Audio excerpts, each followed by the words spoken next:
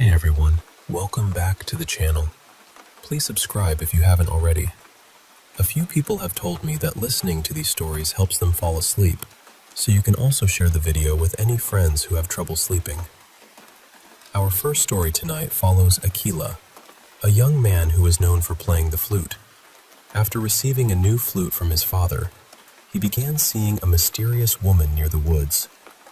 The more he played for her, the more distant and unwell he became. His mother eventually realized that he was being followed by Mohini. I hope you enjoy the video and sleep well tonight.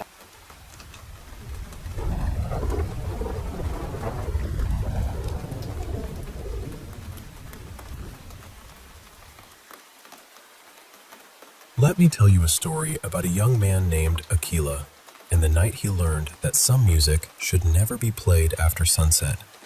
In Sri Lankan folklore, there is a spirit known as Mohini.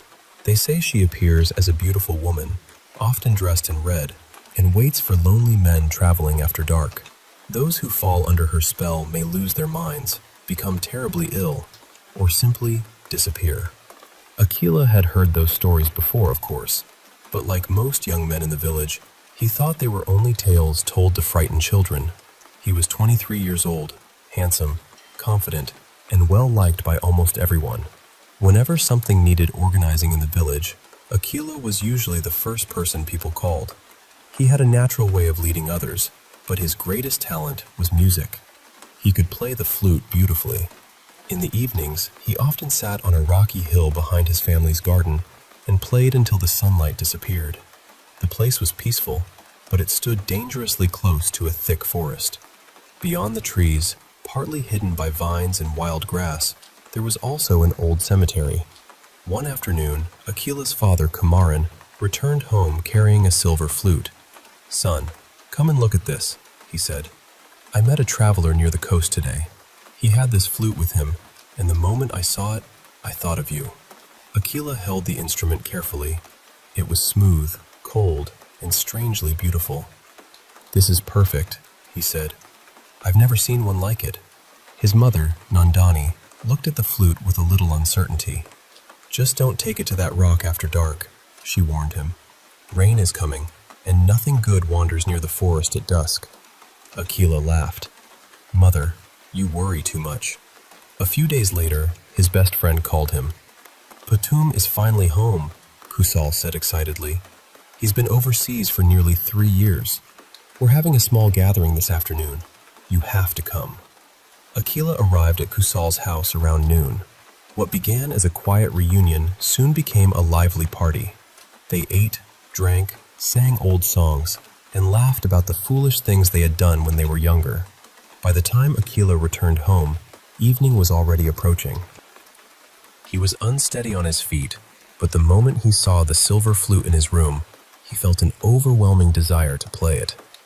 He grabbed it and walked towards the rocky hill. "Where are you going?" his mother called after him. "I'm only going to try the new flute." "It's getting dark, Aquila." "I won't be long." "You say that every time," Nandani replied. "One day, you'll wish you had listened to me." But Aquila continued walking. He sat on the familiar rock and lifted the flute to his lips. The first note floated through the garden, across the cemetery, and into the forest. The sound was clearer than any flute he had played before. It seemed to travel between the trees, calling to something hidden deep inside them. Then Aquila heard footsteps, soft at first. One step, then another. They moved in rhythm with the music. Aquila stopped playing. The footsteps stopped too. He looked around, but there was no one there. The trees stood completely still. Not even the leaves moved. Suddenly feeling uneasy, he tucked the flute beneath his arm and hurried home. Just before he reached the garden, he glanced back. 2 pale eyes were watching him from between the trees. The following morning, Aquila woke with a terrible headache. He tried to ignore it, but the memory of those eyes followed him throughout the day. He needed to know what he had seen. So the next evening, he returned to the rocky hill. For nearly an hour, nothing happened. Aquila began to feel foolish. "It was only the drink," he whispered to himself. "My mind was playing tricks on me." He raised the flute again. This time, the footsteps returned almost immediately. They came closer and closer until someone appeared before him. She was dressed in a deep red sari. Silver anklets circled her feet, chiming softly whenever she moved. Her hair fell past her waist, and her eyes were an unnatural shade of blue. She was the most beautiful woman Aquila had ever seen. Without speaking, she began to dance. Her movements followed every note he played. When the music rose, she spun beneath the fading sky. When it softened, she moved towards him, smiling as though they had known each other for years. Aquila forgot the forest. He forgot the cemetery. He even forgot his mother waiting at home. Then a hand struck his shoulder. "Aquila!" He turned sharply and saw his mother standing behind him. "What are you doing out here?" she demanded. "Come home immediately." Aquila looked back towards the woman, but she had disappeared. For the first time in his life, he felt angry with his mother. A fierce, unfamiliar anger burned inside him. Still, Nandani took him home. After that evening, Aquila began to change. He spoke less. He barely ate. His face became pale and his body grew thin. Every evening, just before sunset, he carried the silver flute to the rocky hill. And every evening, the woman in red appeared before him. No one else could see her. To the villagers, Aquila was sitting alone, playing music to the empty forest.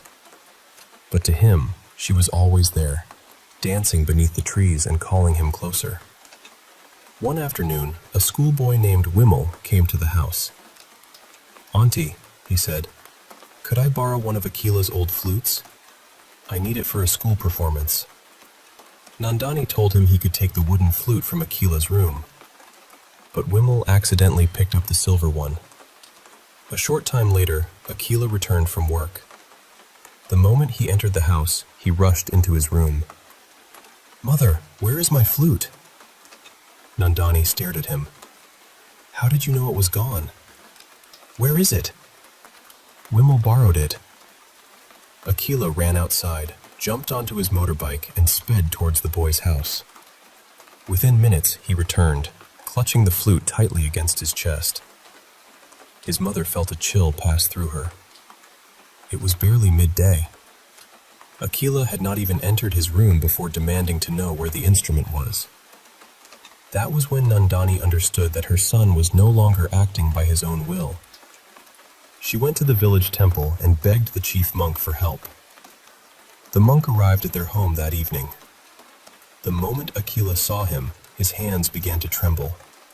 His face twisted in fear, and strange words poured from his mouth. The monk seated Aquila on the floor and began chanting. He tied a blessed thread around the young man's wrist and sprinkled sacred water over him. As the chanting grew louder, Aquila screamed. From somewhere near the forest, the sound of anklets answered him. Then the silver flute cracked down the middle. Aquila collapsed. After a long silence, the monk turned to Nandani. "A powerful spirit has attached herself to your son," he said gently. She was drawn by his music, but the flute gave her a path into his mind. She wanted him to follow her beyond the trees. "Was it Mohini?" Nandani whispered. The monk nodded.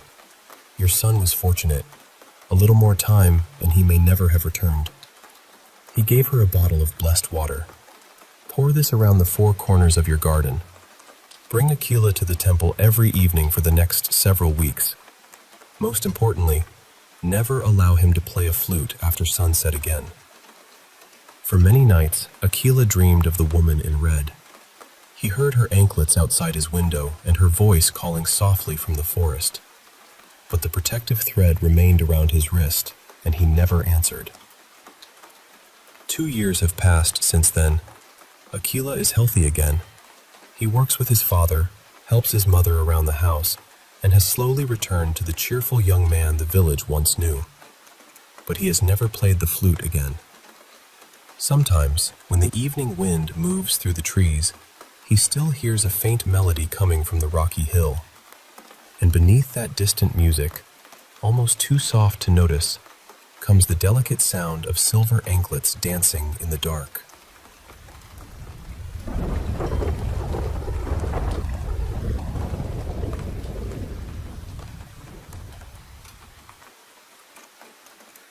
Hey there. I want to share some stories with you that have really stuck with me over the years. They're not the kind of tales you hear every day, but they've shaped how I see the world, especially when it comes to things we can't quite explain. So, lean in, and I'll take you through these moments that have lingered in my mind. Let's start with a story from my childhood. This one really changed the way I think about the world. I'm a pretty logical person by nature, always trying to find a reasonable explanation for everything. But this particular experience kind of challenged that in a big way. I was about 3 or 4 years old, just a little kid, sitting at the kitchen table with my brother. It was one of those typical weekday mornings. We were eating breakfast, the smell of toast and cereal filling the air, while my parents were bustling around getting ready for work. The house was calm, familiar, the kind of quiet that feels safe. Then, out of nowhere, this strange sound caught my attention. It was a faint, high-pitched whistle, almost like a little tune floating through the air. It wasn't loud, but it was persistent, and it had a kind of melody to it that was both curious and a little eerie. My mom paused what she was doing and started looking around, trying to figure out where the sound was coming from. The whistling didn't stop, and soon she found the source. It was coming from one of the kitchen cupboards. We had this old tin in there filled with birthday candles, and among them was a special candle, one of those novelty ones that whistles the tune of "Happy Birthday" when you light it. But here's the thing. The candle was just sitting in the cupboard, unlit, untouched. Yet it was singing that little song over and over again, like it had a life of its own. My mother tried everything to stop it. She even ran the candle under cold water, hoping to cool it down if somehow it had gotten warm, but the whistling just kept going. Eventually, she had no choice but to take the candle apart, and, finally, the noise stopped. We shrugged it off as a strange quirk, one of those odd little moments you just file away and don't think much about. The morning went on as usual, the day slipping back into its normal rhythm. But then, just as we were about to get into the car, I said something that made my mom freeze. I don't remember why I thought it at the time, but I said, "Maybe it's someone's birthday?" That simple, innocent comment stopped her cold. It turned out that it was, in fact, her father's birthday, the first she'd forgotten since he'd passed away. I don't think she's ever really forgiven herself for taking that candle apart after realizing it might have been a way he was trying to reach out. A year or so later, on his birthday, we made a cake and placed a singing candle right in the middle. We didn't light it, but we sat together at that same kitchen table, the lights dimmed, waiting quietly. But nothing happened. No whistling, no song, just silence. That experience opened my eyes to the possibility that there's a world beyond what we can see and understand. It's a world that doesn't always follow the rules, and it's one I've carried with me ever since. Now, here's a story from just last night, something that really unsettled me. I was lying in bed, struggling to fall asleep. I had just had surgery, so I'd been keeping my door closed to keep my dog out, since I needed rest and quiet. Around 12:06 a.m., I started hearing my dog moving around downstairs. Normally she's pretty quiet, usually curled up in her bed or sitting at the top of the stairs near our rooms. But this time, she was running around for a couple of minutes, maybe 3. And honestly, it didn't sound like she was alone. There was something else running alongside her. At one point, I heard scratching, like digging into a pile of papers, and then the clatter of something falling over in the kitchen. My heart started to race a bit. I sat up, listening closely. And then, almost like it was spoken directly inside my head, I heard a voice. It wasn't my own, and it definitely didn't sound feminine. It was deeper, almost masculine, and it said, "Don't go."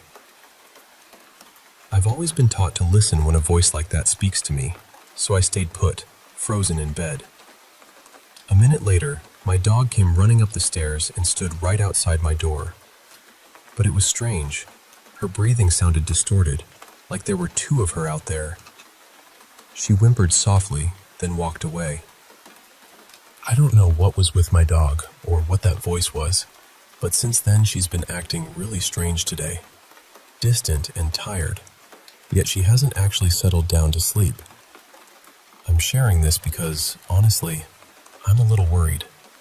Has anyone ever heard of something like this? Or maybe even experienced it themselves? I don't expect answers, but it feels good to tell someone. And finally, here's a story from a friend who recently moved back to Alabama after living up north for a while. They've been noticing some odd things happening in their new home, or rather, the old home they just returned to. At first, it was little things, seeing something out of the corner of their eye. They thought maybe it was just their mind playing tricks, or the unfamiliar layout of the house. But then it started happening more often, in ways that couldn't be easily explained. One evening, after making some food, they passed by the recliner in the living room and saw something clearly turn its head and look up. Naturally, they thought it was their cat and stopped to pet it. But there was nothing there. Another time, while cooking in the kitchen, they caught another glimpse of something in the corner of their eye. It could have been a trick of the light or their eyes playing games. But after seeing these things almost every day, it felt more real than that. The most unsettling moment happened just last night. They were getting ready for bed, setting their alarm and taking off their glasses, when they felt something press down on the foot of their blanket, like their cat had jumped up on the bed. But here's the kicker. Their bedroom door was closed, and the cat couldn't get in. They heard a noise near their computer desk and looked over, catching a glimpse of a face. Something or someone, hard to describe, maybe animal-like, maybe not. They shone their flashlight on it, but nothing was there. Needless to say, they tried to shake it off and fall asleep, but that image stayed with them, especially after all the other strange things they'd been seeing since moving back. So, what do you make of all this? These stories might seem disconnected at first, but they all share this thread of the unknown brushing up close to our lives, whispering in ways we don't always understand. Sometimes it's a singing candle in a quiet kitchen, sometimes a warning voice in the dark, or a shadow in the corner that disappears when you look directly at it. I guess the takeaway here is that there's more to this world than what meets the eye. And while it's easy to dismiss these moments, sometimes it's worth listening to the sounds, the whispers, and even the silence that follows. Because who knows? Maybe those are the moments when the unseen tries to reach out, to say something important. Thanks for letting me share these with you. I hope they make you think, or at least feel a little less alone if you've ever had an experience you couldn't explain.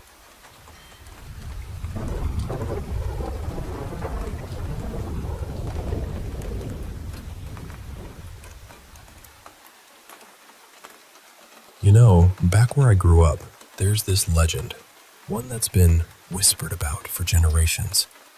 But it's not just a bedtime story or a cautionary tale told to kids to keep them in line. No, this one is different. It's about the Galipote. If you look it up, you'll find something like this. To become a Galipote, one must make a pact with the devil, selling their soul for the power to transform into another form. Sometimes, a witch doctor can help a person become this creature. But the thing is, it's not just some spooky story to scare children. It's a warning, a real warning for those who travel alone or in pairs, for those kind souls who pick up strangers on the road, or just anyone lucky or unlucky enough to cross paths with one of these beings. I was about 10 years old when something happened that changed everything for me. Growing up in the city, the Galipote was more of a countryside myth, something my grandma would mention now and then. She used to say things like, "Did you hear that chicken clucking? That's a Galipote. It's past 6 in the evening and they're supposed to be asleep by now." At the time, I didn't really believe it. I thought it was just her way of keeping us alert or entertained. But then, at the end of 2009, something strange happened. My cousin, let's call him Andres, he just disappeared. He was the kind of kid who got into trouble, always sneaking around, stealing, getting involved with the wrong crowd. So, honestly, none of us were too surprised when he vanished. 2 months later, in February, our family gathered at another cousin's house. Everyone was talking about Andres. The last time anyone saw him was just a couple of blocks from where we were. It was around 1 a.m., and the younger cousins were watching a horror movie. Can't recall which one, but it was some scary flick. My older cousin, who was 16 at the time, and I decided to sneak away from the noise and join the adults who had stepped outside for some fresh air and gossip. We settled on the porch, which was on a little hill, surrounded by the soft hum of the city night. There was my aunt, grandma, my aunt's cousin and her husband, a couple of their neighbors, and us. They were chatting, remembering how funny Andres used to be before things took a wrong turn, how his own mother had introduced him to drugs and crime. The night air was cool, the sounds of distant cars passing by, the occasional bark of a dog. It all felt peaceful, until, suddenly, we heard a thundering noise. At first, it sounded like hooves pounding the ground, fast and urgent, like a horse galloping full speed. But at 1 in the morning, in the middle of the city?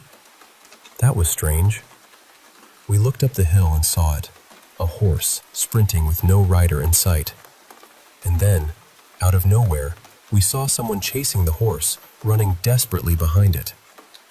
The sight made our blood run cold. Everyone stood up at once, the air thick with unease. My grandma's voice cut through the silence. "Go inside. Now." But I shook my head and crawled over to her. The neighbors were visibly shaken. They grabbed their chairs and hurried inside their homes. My aunt, though, just laughed and said, "That's a Galipote." I remember how her laugh had an edge to it, like she wasn't entirely joking. We went inside and tried to tell the other cousins what had happened, but they just shrugged it off. It wasn't until Grandma told them the same story that their faces paled. Around 2:30 a.m., we were all trying to drift off to sleep, the house heavy with tension. Then, out of the quiet came a sudden knocking on the window. There were 6 of us crammed into a single room, and every one of us heard it, the sharp, insistent tapping. My 11-year-old cousin nudged me, whispering, "Get up and open the door." But Anna, the 13-year-old, shook her head. It was at the window. I didn't say anything, but deep down, I knew she was right. Just then, my aunt came in, telling us to settle down and go to sleep. Her son asked if she was the one knocking on the wall, and she snapped, "Isn't it you guys? Stop making a racket and be quiet." My older cousin started crying, whispering that it was the Galipote. Her mom came back in, told her to grow up, and left.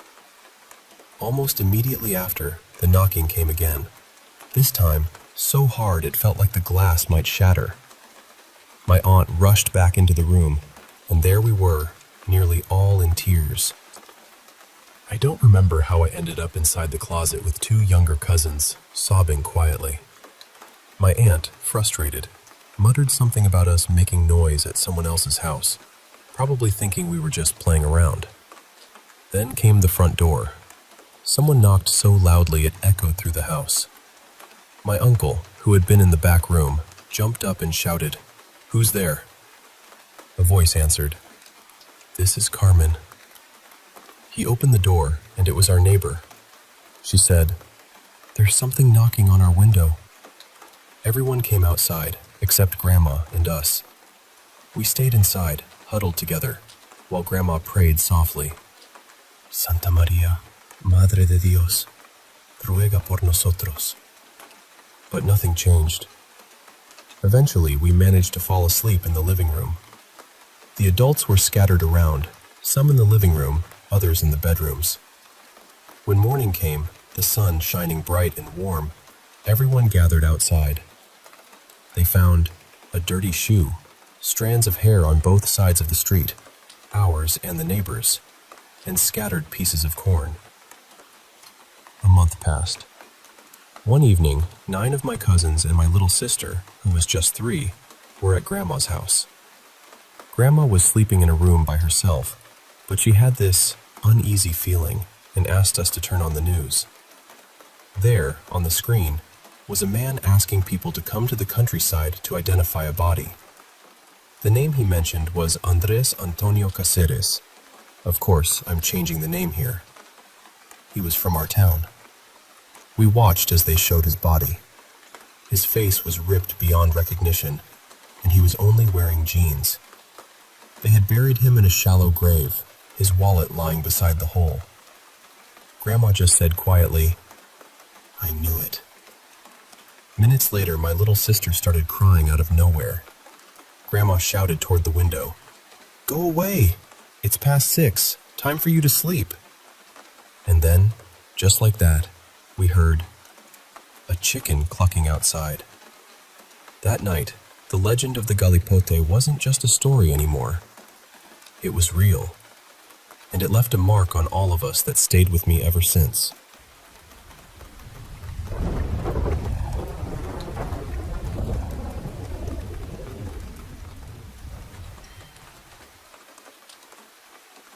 Hey, I wanted to share something pretty eerie that's been happening in my family's house.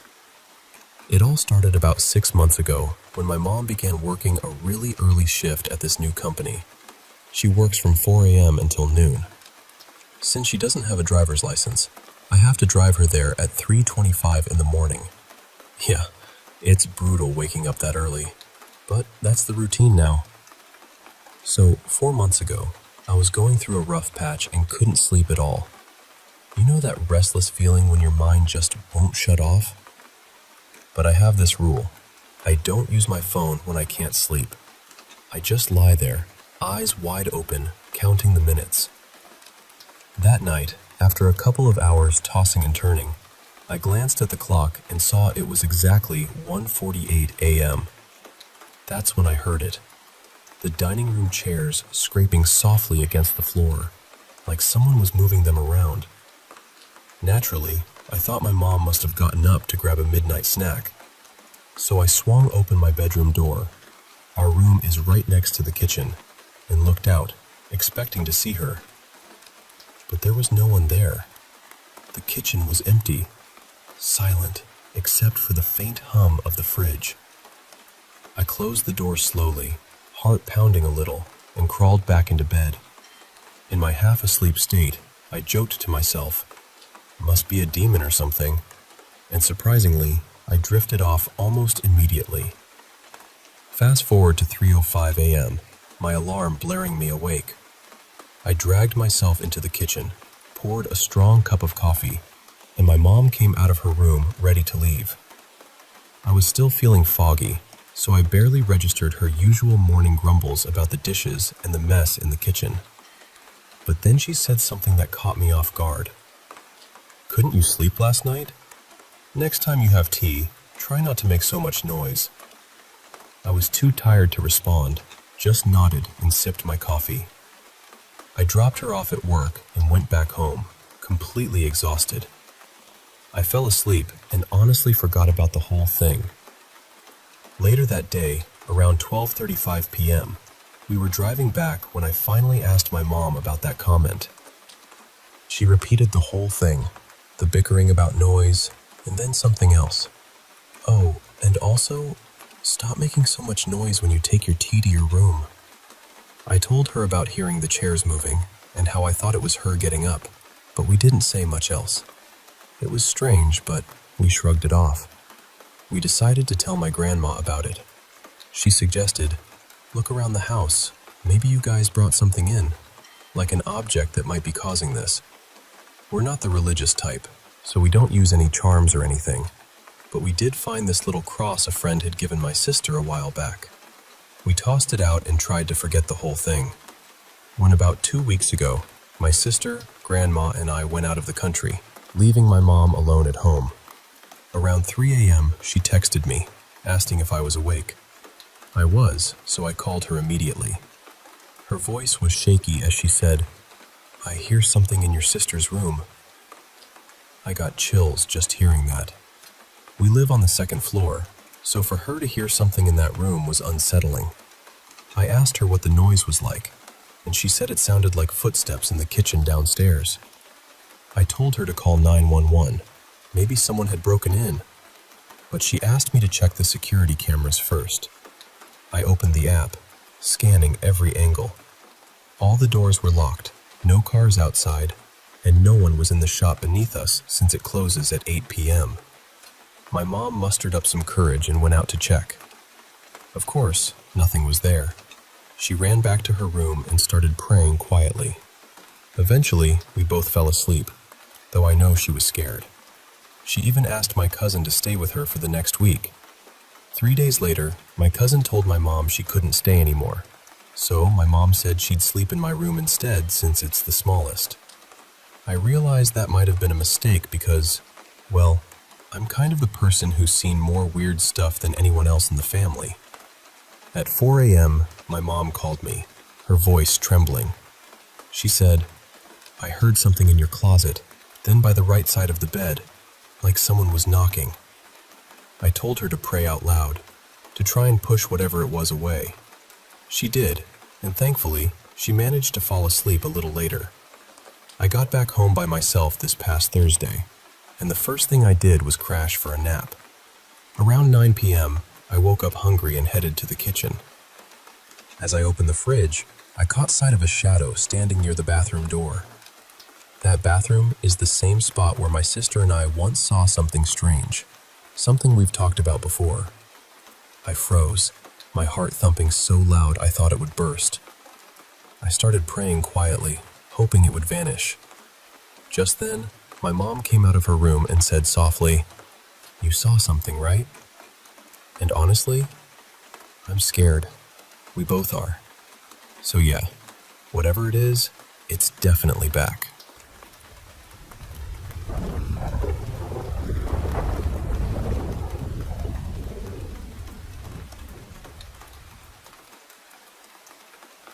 Hey, I want to share with you some stories, real encounters that have stayed with me, and maybe they'll resonate with you, or just make you pause for a moment. They aren't the big, flashy hauntings you might expect. These are the quiet, subtle moments that make you say, "Wait, what was that?" Let's start from the beginning, with what I call my first experience. So, back when I was in my early 20s, still living at home with my parents, I had this room where strange little things would happen. You know how sometimes books or knickknacks just fall off shelves? That happened a lot in my room. My friends even joked that during our Skype calls, they could hear a little girl's voice faintly in the background. At the time, I just laughed it off, thinking it was maybe the neighbors or some weird audio glitch. But then, the doorknob on my bedroom door started acting up. Picture this. It would jerk and twitch like a toddler or a cat was trying to open it but wasn't strong enough to fully turn it. It was this odd, weak turning, followed by a quick snap back.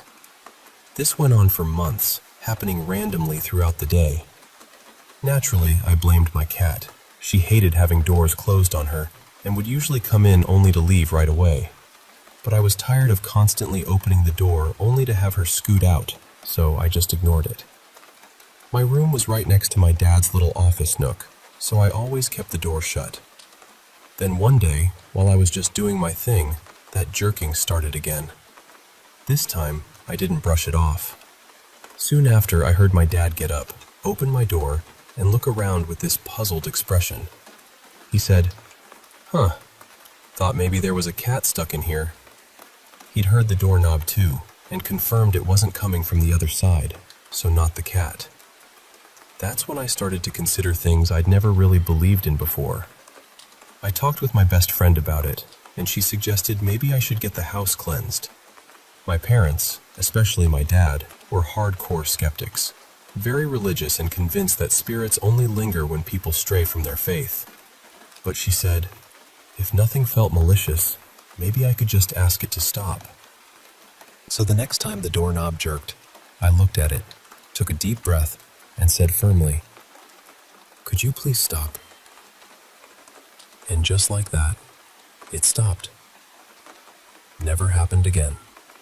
I lived there for several more years, and while some people said it was drafts or wood swelling in the weather, none of that really explained how the knob moved like it was struggling to open. Looking back, I think maybe my mom and I brought something home. We both love antiques, and our house had quite a few. Without getting into all the details, because that could be a whole other story, I feel like that was the start of a presence that followed us, even into the next home, eventually turning my skeptical parents into believers. Alright, now on to another story from a different time and place. This one happened in a house that was brand new when we moved in, only about 6.5 years ago. I've been on edge ever since a non-paranormal scare about 4.5 years ago, so maybe that's why I noticed these things more. Doors I'd shut would be open later, footsteps on floors above me when I was alone downstairs with the dogs. Little things. But the one that really got me was late one night. We had 2 dogs, Harper, the younger one, about a year old, and Ramses, the older one, who was around 10. We had this dog doorbell system to help train Harper. It was these little buttons attached to the bottom of the back door and the garage door, and a receiver plugged into an outlet inside. When the dog pressed the button, it would ring like a doorbell, and we'd know she needed outside. One night, at 3 a.m., the bell rang. Everyone was asleep. At first, I thought maybe Harper woke up and needed out, but she was locked in her crate, wide awake but trapped inside. Ramses was sound asleep upstairs in my room, and my brother and I were both asleep too. The bell woke my parents, and my dad was ready to call 911, thinking maybe someone had broken in and accidentally set off the bell. But no one was there. The doorbell doesn't use batteries, so it wasn't a low battery warning, and nothing else plugged into that outlet was acting strange. It would take more than a breeze to make it go off like that. So the only explanation? Someone, or something, pressed it. We've never been able to explain it, and we unplugged the system after that night. Now, I want to share a collection of experiences from a friend, someone who's seen things that remain a mystery even to them, starting with a memory from when they were just a child, about 4 years old. They were playing in the backyard with their cousin, and their mom suddenly looked alarmed, telling the kids to stay put because someone was in the house. Of course, the kids didn't listen and followed her inside. No one was there, but they heard noises upstairs. Rushing up, they caught a picture frame crashing to the floor, glass shards everywhere.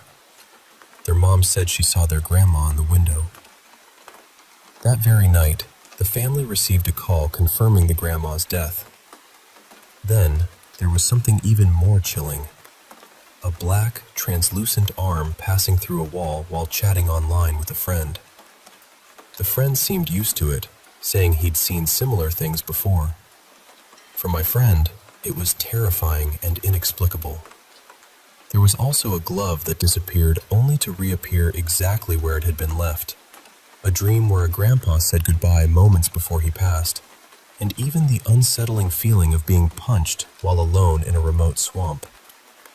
One time, their trash can lid swung wildly and even flipped over, right in their line of sight. No animals or obvious causes around. Lastly, let me tell you about a recent experience from my sister and me in our new house. When we first moved upstairs, there was this brand new toilet paper holder in the bathroom, still in its packaging. It played Christmas carols when you pulled the paper. We thought it was cute and set it up in the bathroom we shared. All day, it didn't play a single note, so we assumed it was broken. But at around 3 a.m., of course, It started playing Jingle Bells. The three of us on a video call froze. Nobody was in the bathroom, our parents were asleep, and my sister and I were together in my room. It stopped, then started again. Our friend on the call was freaked out and begged me to check it. I went in, and the music stopped immediately. I broke the holder in half and threw it outside. The next day, I found the holder, fully intact, sitting in the middle of the living room. I broke it again and tossed it out, never to see it again. Then, the very next day, I heard loud bangs outside my door. I thought my sister was making noise in her room, so I ignored it at first. But after 2 more bangs, I went in to ask what she was doing. She looked at me confused and said she thought it was me. Our parents were asleep, and we double-checked. The night after, I was in the bathroom when I heard someone come out of a room, shut the door, go downstairs, open and close cupboards, and then come back up and enter a room. It was around 1 a.m., and only my sister and I were awake. The footsteps were lighter than hers. After I finished, I asked her what she went downstairs for, and again, she said she thought it was me. But the most terrifying moment came when my sister and I went upstairs to her room. We were only there for about 5 seconds. When we stepped back out, 2 black handprints were on the wall, much bigger than ours or our mom's, but smaller than my dad's. We asked our parents, and they had no clue. These prints weren't there just seconds before we'd gone into her room. We called our cousins on video to show them. My sister touched the prints. Nothing. I touched them, and black ink smeared all over my hand. But there was no ink on the wall, just on my hand. 3 people watched it happen: my sister, my cousin, and his girlfriend. I washed my hands, came back, and touched the prints again. Nothing. I'm not too worried about the earlier incidents, but those handprints? They still haunt me a little. I keep wondering why the ink smeared on my hand, what it means, if it's some kind of message or warning. It happened 2 years ago, and even now, it lingers in my mind. So these are just a few stories, whispers and shadows from the edges of reality. Maybe they're coincidences, maybe not. But I hope they make you think about the things that go bump in the night, the little moments that don't quite add up, and the unseen presence that might just be watching, waiting, or trying to say something.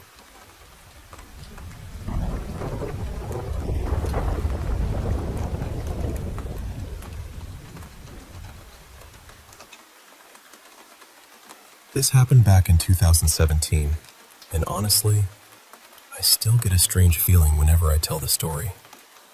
I was never someone who believed strongly in ghosts or haunted objects. I always figured there had to be a reasonable explanation for things. Then this happened. My wife and I had recently moved to a different state and rented a 2-story house. It was a nice place, nothing particularly old or unsettling about it. There were 4 bedrooms upstairs. Our room was on the right side of the staircase, while the other 3 were lined up along a hallway to the left. For most of that first year, I was away on a military deployment. My wife stayed home with our 2 dogs, and she never reported anything unusual. The house felt completely normal. Toward the end of the year, a close friend of ours, Marin, came to stay with us. She was having serious problems with her adoptive mother and needed somewhere safe to land for a while. We were all in our 20s, and we were happy to help her out. A few months later, Marin received the final shipment of belongings from her mother. Most of it was ordinary stuff, except for one enormous wooden jewelry chest that had belonged to her biological grandmother. This thing was huge. It was about 3 feet wide, nearly as tall, and heavy enough that it took 2 of us to move it.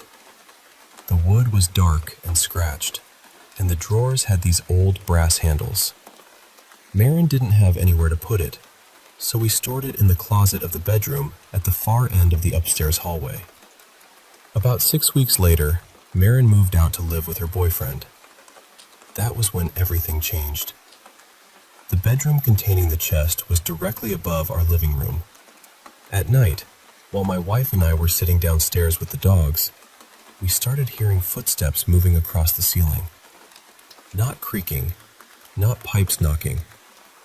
Footsteps. They would begin near the far bedroom and slowly travel toward the staircase. Sometimes they stopped directly above where we were sitting. At first, we laughed it off. We told ourselves it was the house settling or the temperature changing.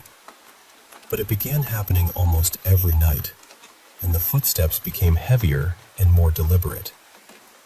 The dogs noticed it too. They refused to walk down that hallway. They would stand near the top of the stairs, stare toward the far bedroom, and completely freeze.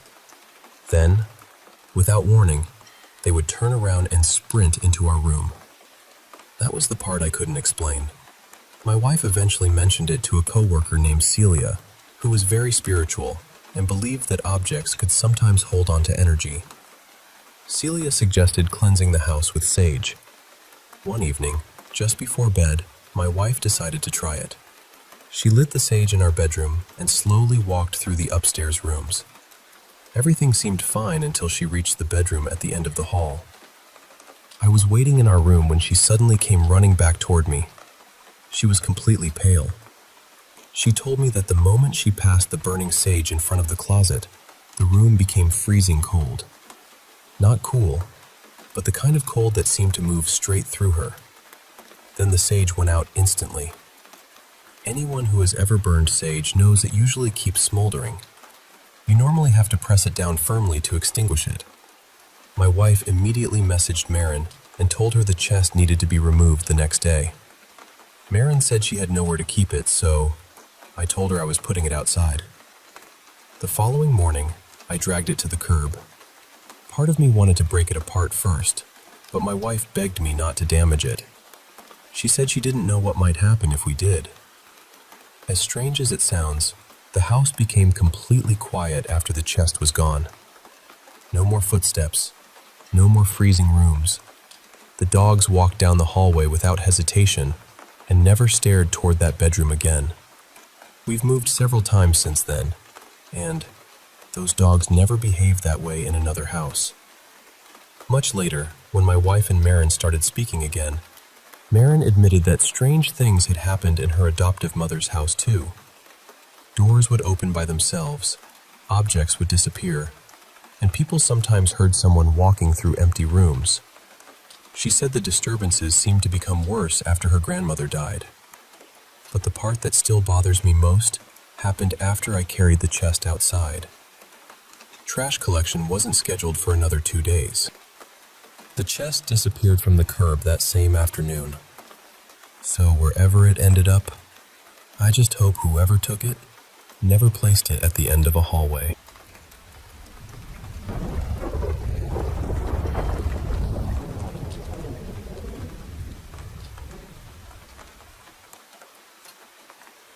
My husband and I have been together for nearly 4 years now, and one of the strangest things that ever bonded us was a nightmare we both had on the same night. In the dream, there was a woman standing outside our front door. She looked like she had been pulled from deep water. She wore a long white dress, and her dark brown hair was soaking wet, hanging across her face. She kept pounding on the door. Then, somehow, she lifted the bottom of the door just enough to look underneath it. She slowly tilted her head and gave us the most unnatural smile I have ever seen. That was when we both woke up. At first, we tried to laugh it off, but not long afterward, things started happening while we were awake. One evening, my husband and I were brushing our teeth after taking a hot shower when I heard footsteps coming down the stairs. The moment I heard them, I felt this awful certainty in my stomach. I already knew who it was. I looked through the doorway and saw the bottom of a white dress moving past the hall. I immediately locked us inside the bathroom. My husband is over 6 feet tall, built like some kind of Viking, and he was convinced I was being paranoid. He said he was going to open the door and tell whoever was out there to leave. but when he grabbed the handle, he pulled his hand back. The metal was so cold that it had almost stuck to his skin. The whole bathroom was still warm and steamy, so there was no reason for it to feel like that. That was when he stopped teasing me. We cleansed the house, burned herbs, said our prayers, and placed protective items around the doors and windows. For a while, things became quiet. Then one afternoon, my husband called me from work. His voice sounded completely different, almost hollow. He told me he had walked past one of the conference rooms and seen the woman standing in the far corner. The room was dark. She was just standing there in her white dress, watching him. We went back to the spiritual practices we had grown up with. My family taught me certain traditions for protection, and my husband has his own Nordic beliefs and rituals. Whatever we did seemed to help, at least for a while. Several months ago, we moved into a newly built apartment with our closest friend. We thought a fresh home might mean a fresh start. Instead, the activity slowly returned. At first, it was small things. An old stuffed bear of mine would change positions. We heard whispers from empty rooms. Sometimes a voice would call one of our names and sound exactly like another person in the apartment. Doors slammed without any open windows. None of that frightened me too badly. I had experienced strange things before, and I knew how to live around them. Then we started seeing shadows. They would dart across the hallway, moving from our roommate's bedroom toward his bathroom, then disappearing near our room. After that came the knocking. We live on the 3rd floor, but someone began pounding on our roommate's window. Not gentle tapping either. It sounded like a fist striking the glass. Outside our own window, my husband and I heard screaming, hissing, and something that sounded like an animal growling. Once, while I was lying in bed, something touched the bottoms of my feet. Another time, while I was cooking dinner, something tugged the back of my shirt hard enough to pull the fabric away from my body. Then our roommate saw her. He was driving to his partner's house when he glanced into the rearview mirror. The woman in white was sitting in the back seat. When he turned around, there was nobody there. That was when everything became much worse. One night, I went for a drive to clear my head. Another car and I approached a crosswalk at the same time. The road was almost completely dark, so we both slowed down. A woman in a white dress suddenly ran across the street. She stopped just beyond the reach of my headlights. Then she turned toward me and started sprinting directly at my car. I hit the gas and drove home as fast as I safely could. When I pulled into my parking space, I looked across the lot and saw an extremely tall figure standing in the field. I could not tell whether it was a man. Its proportions looked wrong, almost stretched. Since then, we have seen it standing on the hill several times.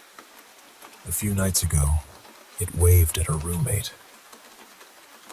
Then came the morning that finally made me realize we were dealing with something more dangerous than a haunting. The night before, all 3 of us had been sitting outside when we noticed something strange near the tree line. There was a huge dead bush where none of us remembered seeing one before. It stood alone at the edge of the forest, twisted and black. We started joking about what it could be, and without thinking, I said the name of a creature I had been taught never to speak about. I had never said that word aloud in my life. The moment it left my mouth, all 3 of us became silent. Even typing or thinking about that word makes me uncomfortable. I was raised with both native spiritual teachings and Nordic traditions, and I was taught that certain things should never be named casually. The atmosphere changed immediately. The following morning, I woke around 6:30 to the loudest thunder I had ever heard. The strange part was that there did not seem to be much of a storm. I texted my husband, who was already at work, and we talked until just before 7. A little while later, my roommate knocked on my bedroom door. He leaned against the door frame and started complaining about how tired he was and how badly he wanted to stay home from work. I was still half asleep, so I barely listened. I just nodded now and then. Then he walked into my room and sat on the edge of my bed. He kept talking. After a moment, he reached out and held my hand. I thought it was strange, but I was too tired to react properly. When he finished talking, he stood up, kissed me on the forehead, and left. I heard the bedroom door close a few minutes before 8. The whole interaction made me uncomfortable, but I tried to convince myself that he had simply been acting unusually affectionate. Then I learned the truth. Our roommate's alarm had gone off shortly after 7. He had left the apartment around 7:30. He could not have been in my room. Whatever sat on my bed looked exactly like him. It had his face, his voice, and even the way he moved. But one detail was wrong. The logo on his hoodie was printed in a different position, and the lettering was much larger than the logo on the hoodie he actually owns. So whoever held my hand that morning was not my roommate. It only looked like him.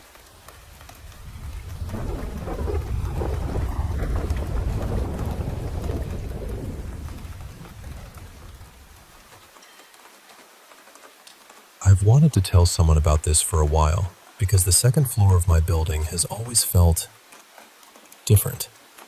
Even the children who live here call it the cursed floor. I know that sounds dramatic, but once you hear everything that has happened there, you might understand why. There are 6 flats on that floor, and 2 of them have been empty for years. The others have each carried their own kind of sadness. One flat belonged to a married couple who lived with the husband's mother. The husband and his mother followed a very unusual routine. They rarely woke up before 2 in the afternoon, and they would remain awake until almost sunrise. People in the building often whispered about them, saying their lifestyle felt unhealthy and brought a strange energy into the place. There were also rumors that the mother practiced certain rituals. I can't confirm whether that was true, of course, but almost everyone in the building had heard the same stories. She eventually passed away, and a few years later, the couple's marriage ended too. Another flat looked completely normal from the outside. A husband, his wife, their children, and his parents all lived together. Then, without warning, the husband disappeared. He left his wife and children behind with his family, and nobody seemed to know where he had gone. Life became extremely difficult for her after that. Eventually, she took her children and moved away. To this day, the husband has never returned, and no one in the building knows what happened to him. Then there is the last occupied flat. 2 different families have lived there in about 4 years. The first family always seemed uncomfortable, as though the house itself made them restless. The current family is even more troubling. The husband frequently becomes violent with his wife, and possibly with his daughter as well. Their arguments are so loud that neighbors often have to step in. Even while I was first writing about this one evening, another fight was happening upstairs. Hearing it echo through the building made the whole place feel heavy. But the strangest part of this story is what happened to me personally. The first incident took place during the lockdown in 2020. I was around 12 years old. Back then, leaving the house was heavily restricted, so the gates outside our homes remained locked for most of the day. I had a friend named Mira who lived very close to us. Our houses were beside each other, and if we both sat near our gates at a certain angle, we could partly see each other's faces. Since online classes hadn't properly started yet, we had almost nothing to do. We would sit there for hours, talking about whatever came into our minds. One afternoon, my younger brother joined us. He loved being around me and always wanted to be included in my conversations. That day, the 3 of us were talking about scary movies. In particular, we were discussing the clown from It, the one with the red balloon. While we were talking, all 3 of us suddenly tilted our heads toward the staircase at exactly the same moment. There, resting on the railing, was a hand. It was completely black. Not dark because of a shadow, but black in a way that seemed deeper than the darkness around it. Its edges looked faintly smoky. Then it vanished. It didn't move away. Nobody pulled it back. It didn't slowly fade. 1 second it was there, and the next second there was absolutely nothing. For a moment, none of us spoke. My brother and Mira both turned toward me, and I looked at them. We immediately asked one another, "Did you see that?" All three of us had seen the same thing. Because of the lockdown, the staircase had been completely silent. During all the afternoons we had spent sitting there, we had never once seen another resident passing by. There was no reasonable way for somebody to hide there and play a trick on us. Something about the air changed after that. Everything suddenly felt wrong. I grabbed my brother, told Mira to close her gate, and quickly locked ours. My brother and I remained in shock for quite a while. Even now, I can still picture that hand clearly. I know what I saw, and knowing that 2 other people witnessed it with me makes it impossible for me to dismiss. The second incident happened years later, in April 2026. My father arranged for me to use one of the empty flats on the second floor as a study room. He knew the owner, and because I was preparing for important science exams, he thought it would give me somewhere peaceful to concentrate. At home, my younger brother often interrupted me, so having a quiet space sounded perfect. My father and I went upstairs that morning to clean the flat. Everything seemed completely normal. That evening, however, some relatives visited our home, and the house became noisy. My cousin Ria and I decided to take our books upstairs and study there instead. We packed our notebooks, water bottles, pens, and a mat to sit on. When we reached the flat and opened the gate, I immediately felt a strange pressure at the back of my head. It was almost like dizziness, but heavier. A powerful wave of drowsiness came over me, even though I hadn't meant tired moments earlier. I stepped inside with my phone's flashlight on and carried my bag into the hall. The flat was completely dark. That entire floor has always felt colder than the rest of the building. The corridors seem dim even during the day, and there is a constant feeling that someone is nearby, quietly watching. The empty flat carried that same feeling, only much more strongly. After putting my bag down, I walked toward the main electrical switch. That was when the dizziness became overwhelming. I suddenly felt as though I might collapse. I had to grab the wall to keep myself balanced. The room felt cold, still, and unbearably heavy. I couldn't explain exactly what was wrong, but every part of me was telling me that we should not stay there. I returned to my cousin, and for a few moments, there was an uncomfortable silence between us. Finally, I told her, "Something feels strange in here." She looked at me and said she had been feeling exactly the same thing since we entered. That frightened me more than the sensation itself. I called my best friend and explained what was happening. I'm not usually someone who panics over ghost stories, so part of me wanted to stay and prove there was a normal explanation. My cousin, however, was visibly scared. Both she and my friend insisted that we leave. So we packed everything and went back downstairs. I understand that a house left closed for years can smell stale or feel uncomfortable. But my father and I had been inside that same flat only a few hours earlier, and nothing unusual had happened. That evening, the atmosphere felt completely different. Those are the most unsettling experiences I have ever had. Maybe every event has a logical explanation. Maybe the stories about the families are simply painful coincidences. But when you combine those stories with the empty flats, the cold corridors, the black hand, and the feeling my cousin and I experienced, it becomes difficult not to wonder whether something is lingering on that floor. Perhaps the children are exaggerating when they call it cursed. Still, whenever I pass the second floor staircase, I never look at the railing for too long.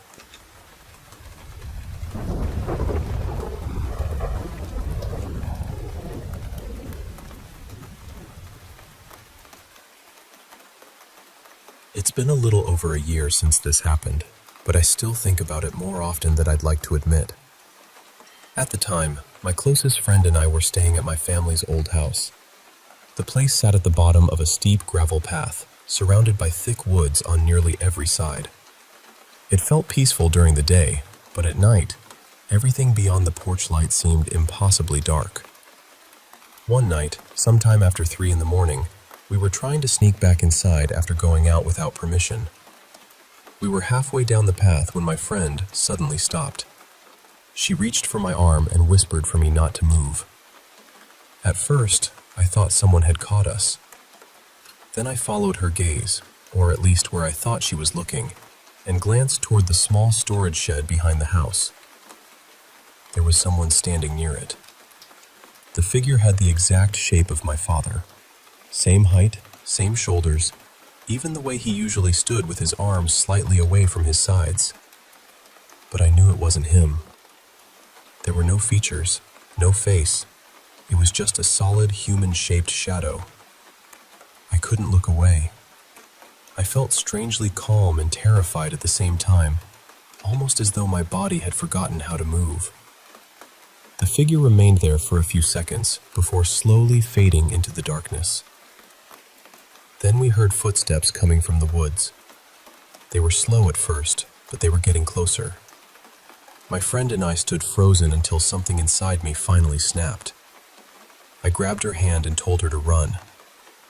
My father had security cameras around the property, but being caught was the last thing on my mind. We sprinted toward the back entrance because it was closest to my bedroom. My friend slipped on the steps, dropped the half-frozen soda she had bought earlier, and muttered, "Forget it," before scrambling back to her feet. We rushed inside, locked the door, and hurried into my room.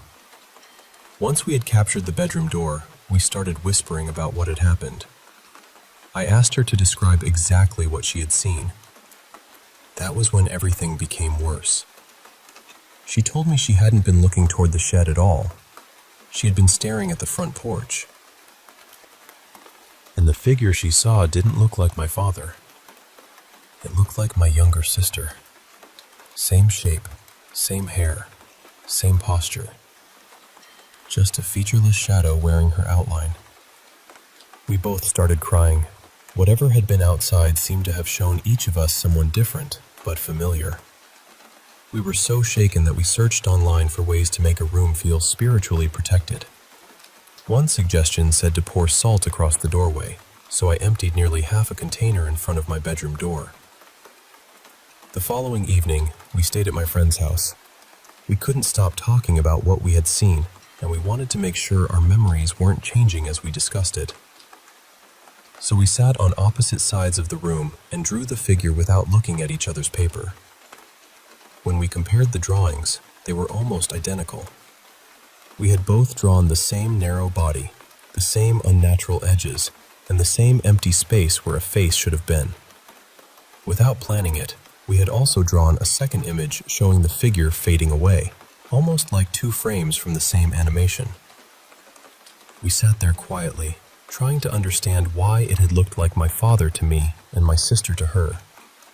Then I said, almost as a joke, "What if it was some kind of mimic?" The moment I said the word, my phone lit up. A voice began reading a definition of a mimic aloud.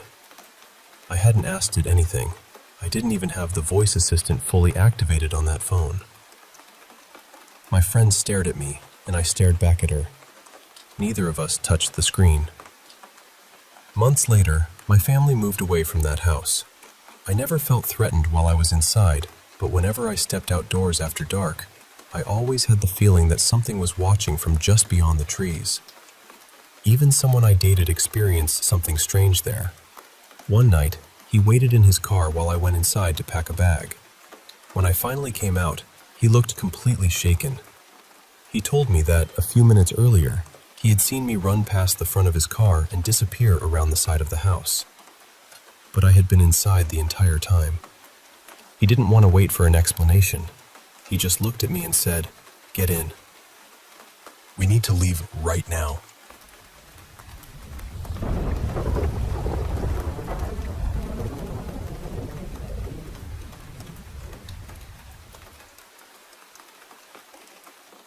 keep wondering whether he's trying to tell me something through my dreams. I've seen him so many times since he passed, but he rarely speaks to me. Most of the time, he's simply there, somewhere in the background. Even when the dream has nothing to do with him, I can always feel his presence. Last night was different. The dream began normally, but near the end, I found myself walking along a beach at dusk. I saw him standing near a small cafe by the water. A moment later, he started moving farther out toward the sea, so I followed him and called out to him. For the first time, he stopped. He turned around and looked directly at me. Before I could reach him, he disappeared, and a wooden platform rose out of the water beneath me. The sea had suddenly become too deep to stand in. Then I saw him again in the distance. I started swimming toward him, but the weather changed without warning. The wind became violent, the sky darkened, and huge waves began throwing me from side to side. I managed to grab onto the trunk of a fallen tree. When he appeared close enough, I pushed myself forward and jumped toward him. Just before I reached him, I woke up.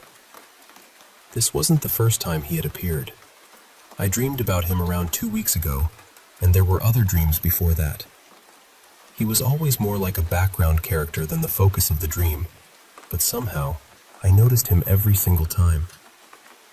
Shortly before he passed away, while he was still in a coma, a few friends and I tried to communicate with him using tarot cards. We asked questions only he would have known the answers to, and the responses felt strangely accurate. When we asked whether he was going to recover, the answer was no. We also asked about the accident, and the cards seemed to reveal details we hadn't spoken about. When we ended the session, we noticed a shadow near the doorway that looked almost exactly like his silhouette. About a month later, he passed away. At his funeral, before saying goodbye, I apologized to him. I told him I was sorry that we had never become closer. I had cared about him more deeply than I admitted, but I was never honest about those feelings. We were friends who spoke occasionally at school, and I always wanted the friendship to become something more. I just never found the courage to say it. After the funeral, he appeared in my dreams constantly. Then, after some time, the dreams stopped. Now he has started appearing again. There's something else I still think about. He once really liked a silver ring I used to wear. He would joke about taking it from me because he wanted it so badly. Not long after he died, the ring disappeared. I searched everywhere, but I never found it. Sometimes I also think I see him when I'm outside. I'll notice someone far ahead who walks like him or has the same shape and posture. But when I get closer, it's always somebody else. I'm thinking about visiting his grave soon. Maybe I need to speak honestly, even if I'm the only one who can hear the words. Maybe there are things I never said that I'm still carrying with me. I don't feel frightened by him. In the dreams, he has never seemed angry or threatening. His presence feels quiet, almost familiar. I just don't know whether these dreams mean he is trying to reach me, or whether they are simply my heart finding a place for all the feelings I never got to share.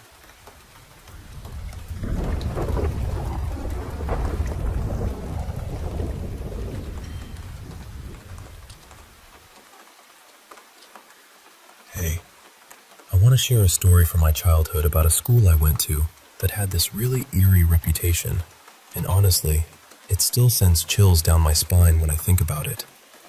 The school was built way back, around the 1910s, and it was known throughout the town for being haunted. Now, the real heart of the story starts in the mid-1950s, when a terrible fire tore through the building. It wasn't just any fire. It completely destroyed the entire top floor, and sadly, many children lost their lives that day. After that tragedy, they rebuilt the school, but left off the top floor, so it became a 2-story building instead. And underneath, there was this creepy, dark basement that no one really liked to go near. I have a few stories I want to tell you about what I experienced there. First off, Just walking around the school, especially by myself, always gave me this feeling like someone, or something, was watching me. It was this heavy, unsettling feeling that never really went away. One of the most unsettling parts was this long staircase wall, plastered with paintings of children. These paintings stretched across 3 flights of stairs, and they were made by students who had been there before me. Now here's the weird thing. Every time my friends and I passed by those paintings, we'd notice something new had appeared. Like one day a soccer ball would be there, and the next day it vanished. Or a girl in one painting would suddenly be holding a flower that hadn't been there before. We got so curious that one day we started taking notes. Remember, this was before phones, so no pictures. And one detail stood out. There was a girl in the paintings who was smiling and looking to the right at her friends, holding a flower. But the very next day, when we looked again, she wasn't smiling anymore and was staring straight at us with this cold, empty expression. That moment, that staircase became a place we all agreed to avoid completely. It was too unnerving. Then there was the boiler room. You could only peek inside through a small window because we were never allowed in there. But during recess, when we'd be playing near the back of the school, sometimes we'd catch these white, ghostly shapes darting inside the boiler room. We'd rush over to the window to see what it was, but there'd be nothing there. Naturally, being kids, our curiosity got the better of us. One day, during an after-school event, we snuck over to the boiler room door. Our parents were busy in the gymnasium nearby, so we thought we might be brave enough to try opening it. We turned the knob, but it was locked. So we knocked 3 times, just to see what would happen. And then, get this, we heard 3 knocks back, right on the other side of the door. The doorknob started rattling like someone was trying to open it from inside. We didn't stick around to find out more. We bolted back to the gym, hearts pounding, and didn't look back. That moment is etched in my memory like it happened yesterday. But the craziest thing happened one day when I was peeking into the boiler room alone. I saw this huge pipe running into the wall, disappearing into what looked like a dark abyss. Right at the edge of the pipe, I saw the body of a girl, just lying there, motionless, like she was dead. I called my friends to come see, but by the time they got to the window, the figure had vanished. After that, for weeks, I had this nightmare over and over. It was always the same girl, a shadowy figure with long black hair, pale skin, begging me for help in her silent, desperate way. Every time I tried to ask her what she needed, the dream would just end, leaving me feeling cold and helpless. It was the creepiest thing I've ever experienced. There's one more story I heard from the night janitors. They used to stay late, sometimes overnight, and one night they were hanging out in the janitor's office down in the basement, just chatting and snacking. Suddenly, they started hearing kids laughing, at first faint, but then growing louder. They heard multiple children, laughter bouncing off the walls, balls bouncing, footsteps running through the hallways. They followed the sounds to the gymnasium, but the moment they stepped inside, everything went silent. The only thing there was a single ball sitting in the middle of the floor. Then, as if by its own will, the ball rolled right up to them. No kids in sight, just that ball. Eventually, the school was torn down. They demolished the old building and built houses on the land. But the stories, the feelings, and those echoes of the past still linger for me. Sometimes I wonder if the spirits there found peace, or if they're still watching. So, what do you think? Was it all just in my head, or something more? I swear, every moment was real, and it's a part of me I'll never forget.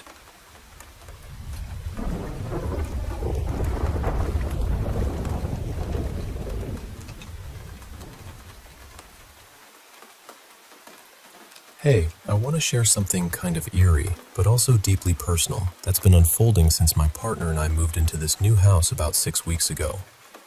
It's a standalone house, No shared walls or anything like that, just our little space on its own plot of land. When we first walked through the house before moving in, I noticed something odd. On the inside of one of the wardrobe doors in what's now our bedroom, there were these strange symbols, kind of like sigils, scrawled in what looked like ink or maybe some kind of paint. I've always felt a bit tuned into spiritual vibes, not in a scary way, just sensitive to the energy around me. But honestly, I didn't feel anything negative or off about those symbols at the time, so I brushed it off.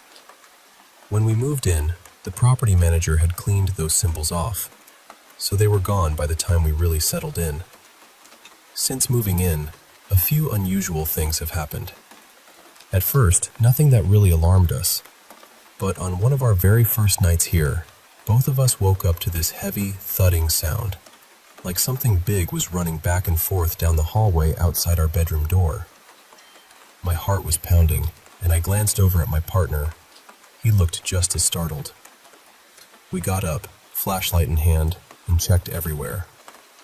Our cat Eddie was curled up right next to us, fast asleep. She sometimes gets the zoomies at night, darting around like a little whirlwind, but this noise felt different, much bigger, heavier. We looked down the hall and into the other rooms, but nothing was there. No signs of intruders, no shadows, just silence. Since then, we've both caught glimpses of something moving just out of the corner of our eyes. It's hard to describe, like a flicker, a shadow that moves just beyond clear sight. But strangely, it never feels threatening or evil. No cold chills or oppressive feelings, nothing like that. It's more like a quiet presence. Over time, we started jokingly referring to it as Eddie's friend, because Eddie will often wander off into another room and start meowing or chattering at seemingly empty spaces, as if she's having a conversation with an invisible companion. She'll fixate on certain spots in the air for minutes at a time, her eyes wide and unblinking. Lately, the house has gotten more active. We hear bumps, knocks, things like the sound of something being moved or dropped, but when we check, no one is there. Still, I haven't felt scared or threatened. Sometimes when I hear the noises, I even call out gently, "Hey, is that you?"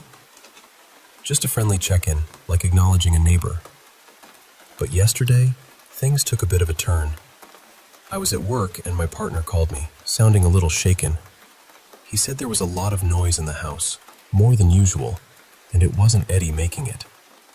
Then, he told me he was woken up from a nap because he felt like the cat was biting his foot. Alarmed, he looked down and noticed a sharp scratch, bleeding a little. He went looking for Eddie, but she was nowhere to be found in the room. That scratch really unsettled him, and honestly, it's got me thinking too. Despite all this, I still don't feel any kind of negative energy around the house. I'm hesitant to tell whatever might be here to leave because I don't feel it's my place to do so. It's like there's this quiet coexistence, even if it's a little strange. I'm curious though, has anyone else seen or dealt with symbols like those sigils inside a wardrobe door? Any thoughts on what they might mean or if we should be worried? And what about the scratches and noises? Should we be doing something or just letting it be? I'd really appreciate any advice or stories from anyone who's been through something similar. Thanks for listening. It's a lot to process, and just putting it out there helps.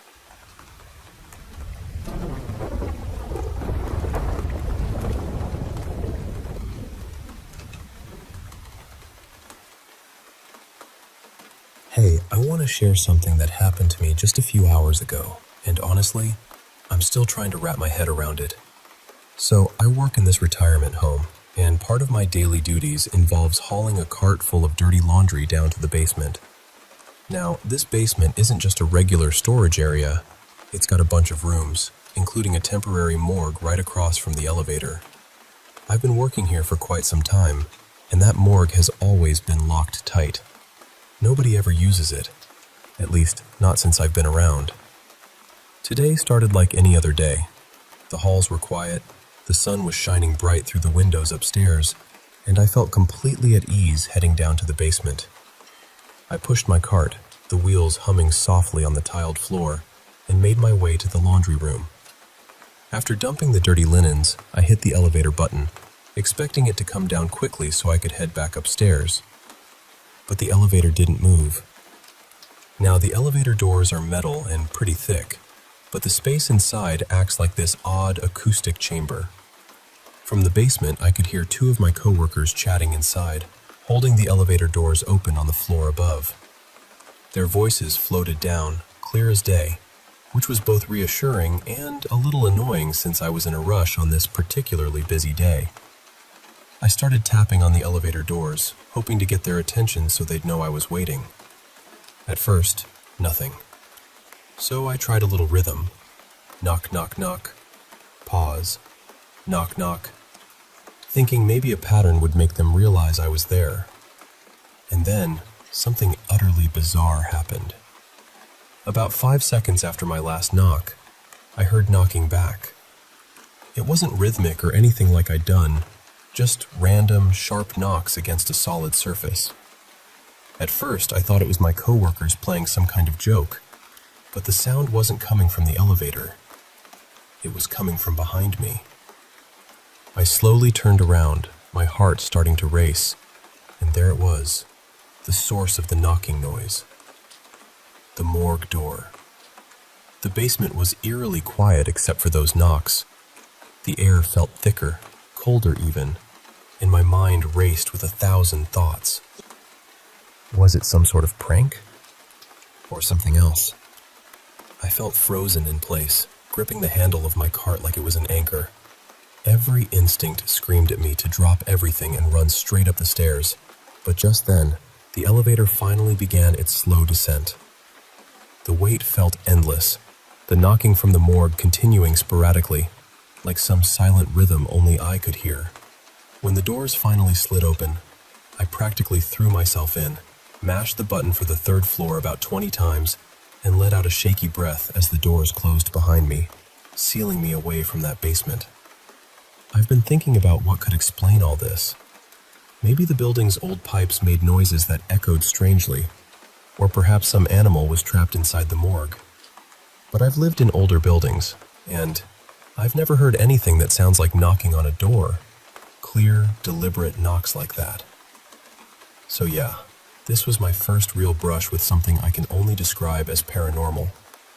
If anyone else has had experiences like this, or can offer any kind of explanation for what I heard, I'd really love to hear about it. Because honestly, that knocking from the morgue, it stuck with me, and I'm not sure I'll ever forget it.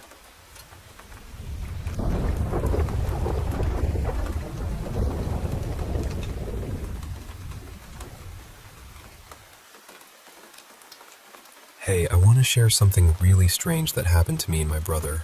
And honestly, I can't tell if I'm just overthinking, or if this was something paranormal. So, a bit about us first. I'm a big fan of horror stuff. I have a bunch of horror movies, a Chucky doll, and even an Ouija board. My brother, Lucas, he's 17 and shares a room with me. He's not as into horror as I am, but he does like it to some extent. However, he absolutely hates my Chucky doll and my Ouija board, and tries to avoid being around them at all costs. Alright, so this happened a couple of months ago. It didn't really bother me until Lucas brought it up recently, which made me think back and realize how weird it all was. Before I dive into the story, I need to explain our room setup a little. Our bedroom has this oddly shaped doorway, so we don't actually have a door there yet. Instead, there's this very thin curtain hanging. So, if my room light is off, and I'm inside, but the hallway light is on, and someone's standing just behind that curtain, I can see their figure clearly because the light casts their shadow through the thin fabric. Now here's the actual story. It was around 2:30 in the morning. I was lying in bed, scrolling through Twitter, just minding my own business, when this sudden heavy feeling hit me, like someone was watching me. I looked up from my phone and there it was. A figure standing right at the doorway. Now, this was instantly creepy because our house is usually dead silent at night around then, and the hallway floors creak loudly. If anyone had walked down the hall, I would have heard them for sure. At first, I thought it might be our mom. Sometimes she gets up late at night to use the bathroom and usually checks on us when she does. But this figure had curly hair, and none of us in the family have curly hair except for her. But the height didn't match. The figure was taller and didn't quite look like Mom. I stared at this shadowy figure for what felt like forever, maybe 10 minutes, and they just stood there, staring back at me. What made it so unsettling was that it felt like they could see me through the curtain, even though I couldn't really make out their face or any features clearly. After a while, the figure just turned around and walked straight into the bathroom next to our doorway. Now, believe me, I thought about getting up to check who it was, but honestly, that felt like a terrible idea. I mean, what if it wasn't someone I knew? I stayed frozen for a bit, then eventually decided to get up and check after a few minutes because no one came back out. When I peeked into the bathroom, it was empty. Nothing was out of place, nothing moved, everything was perfectly normal. So I went back to my room, wide awake, and just stayed up until the sun came up. Finally, I fell asleep, but I couldn't shake the creepy feeling. The next day, I told my parents about it. My mom said she wasn't up at that time and kind of brushed it off, saying it was probably just my imagination. But my dad was intrigued because he told me that the spare bedroom, the one that's locked up tight and nailed shut, was found open the next day after I had this experience. That really freaked me out a little. I didn't tell anyone else about this, just my parents and my girlfriend. Then, a couple of months later, Lucas randomly asked me if I had ever seen a figure or heard my name being called. I told him yes. I've had those experiences before. Then he started telling me about some weird things he's experienced too. He said he heard someone calling his name when he was home alone one day. He also said that once, when he was walking out of our bathroom, the door slammed hard behind him, like with force. And the nightmares? He said he's been having these intense nightmares about a shadowy figure he couldn't see clearly, but he knew it had curly hair. That part really freaked me out because I hadn't told anyone about the curly hair detail.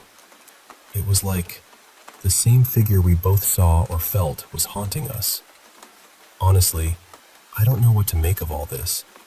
There's no logical explanation that fits everything, especially what Lucas has been going through. I do believe in ghosts and paranormal things, so I'm leaning toward this being more than just coincidence. But I'm curious, what do you think? Are we just losing our minds? Or is something genuinely paranormal going on in our house? Thanks for listening to my story. It's been weighing on me, and just talking about it feels a bit like lifting some of the fear off my chest. Hey, I want to tell you about this strange and kind of terrifying day I had at a fair. Not just any fair, but one that felt like it was hiding something dark beneath all the lights and laughter. So it started with Ashley and me showing up at the games area. The guy running the strength test game let Ashley go first, and honestly, he seemed a bit embarrassed because he couldn't even get the weight halfway up. You could tell he wasn't used to the weight, or maybe just wasn't feeling it that day. Then it was my turn. I picked up this massive, oversized hammer. Probably way too big for me, but I just wanted to give it a go. I slammed it down with everything I had, and in my mind, I was smashing that masked face that had been haunting us all day. The bell rang loudly, echoing through the fairground, and both the guy running the game and Ashley just stood there, shocked. Me? I might be shorter than both of them, but years of heavy lifting at my old job, and now this one where I'm still carrying heavy things every day, paid off big time. Within minutes, Ashley had won himself this tacky hippo plush. His face was all flushed as he carried the ugly thing around, but he was smiling, and honestly, that was what mattered the most to me. We wandered through the fair, moving from one game to the next, and between some of the booths, I caught a glimpse of that masked creature again. It was just there, gobbling up another poor soul, and no one else seemed to notice the horror happening right in front of them. That moment was a cruel reminder of the fate that could be waiting for us by the end of the day. How could anyone possibly enjoy themselves with that thing lurking around? Ashley caught on that I was quieter, more tense, and we stopped by another game. This one was the water gun shooting game, but there weren't enough players to start. So Ashley, being the kind-hearted guy he is, paid for a few kids passing by to join in. I watched him with a small smile, trying to win at least one round. He laughed when others beat him, which felt so good to see. This was the same guy who'd been picked on all through high school, and now here he was, having fun and just being happy. I wondered how often he let himself feel that way. As the prizes started piling up, I think the guy running the booth gave Ashley what felt like a pity prize, a pink stuffed elephant that looked just as ugly as the hippo. Ashley took it happily and paid for a few more rounds to cover any random players who might come by. Then he walked over to me, 2 toys in hand, holding out the elephant with this huge smile. It was the biggest smile I'd seen from him all day, and I knew he'd gone out of his way to win something just for me, especially after noticing my mood.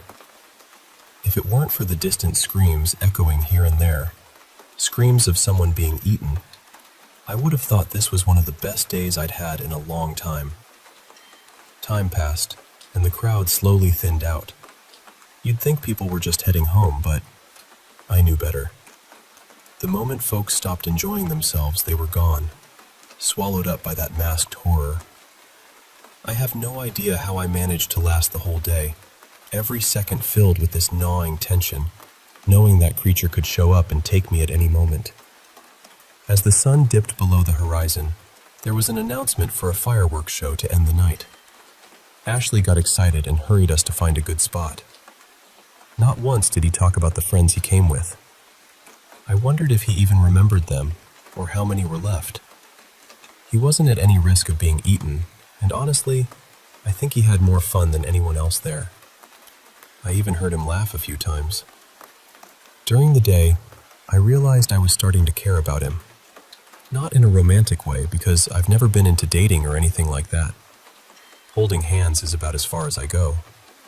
But seeing him happy like this made my chest feel warm in a way I hadn't felt in a long time. Just before the fireworks started, I told Ashley I needed to use the washroom. As I stepped away, I spotted the masked creature standing nearby. I didn't want it to happen in front of Ashley, even if Ashley probably wouldn't remember afterward. I wanted to spare him those last moments of fear and stress. Inside the washroom, I stood in front of the mirror, heart pounding. Then I heard footsteps, slow and deliberate. The creature stopped right behind me. The dull bathroom light barely lit its tall form. It didn't move closer or say a word I dreaded all day. Finally, it spoke, its voice croaking like a twisted whisper. Having fun? I let the silence stretch between us, trying to make sense of my feelings. No, I wasn't having fun. I was terrified. I didn't want to die. But then I thought, have I ever truly had fun? Maybe not. Honestly, no, not really. But I've always been like this. I don't think I've ever been fully happy. This might be the most I've enjoyed myself, but I don't think my feelings are normal. I've accepted this neutral state of mind. If you kill me for that, could you at least let Ashley remember this day? I know he enjoyed himself, and I want him to keep this memory. The creature listened quietly. Maybe that was the longest answer it had ever heard. Its mouth, a half-moon shape on the mask, started to curve down. My body tensed, waiting for the worst. Then, a large, thin hand rested on my shoulder. The creature smiled wide, revealing countless sharp teeth. I held my breath, expecting the end. And then, everything went black.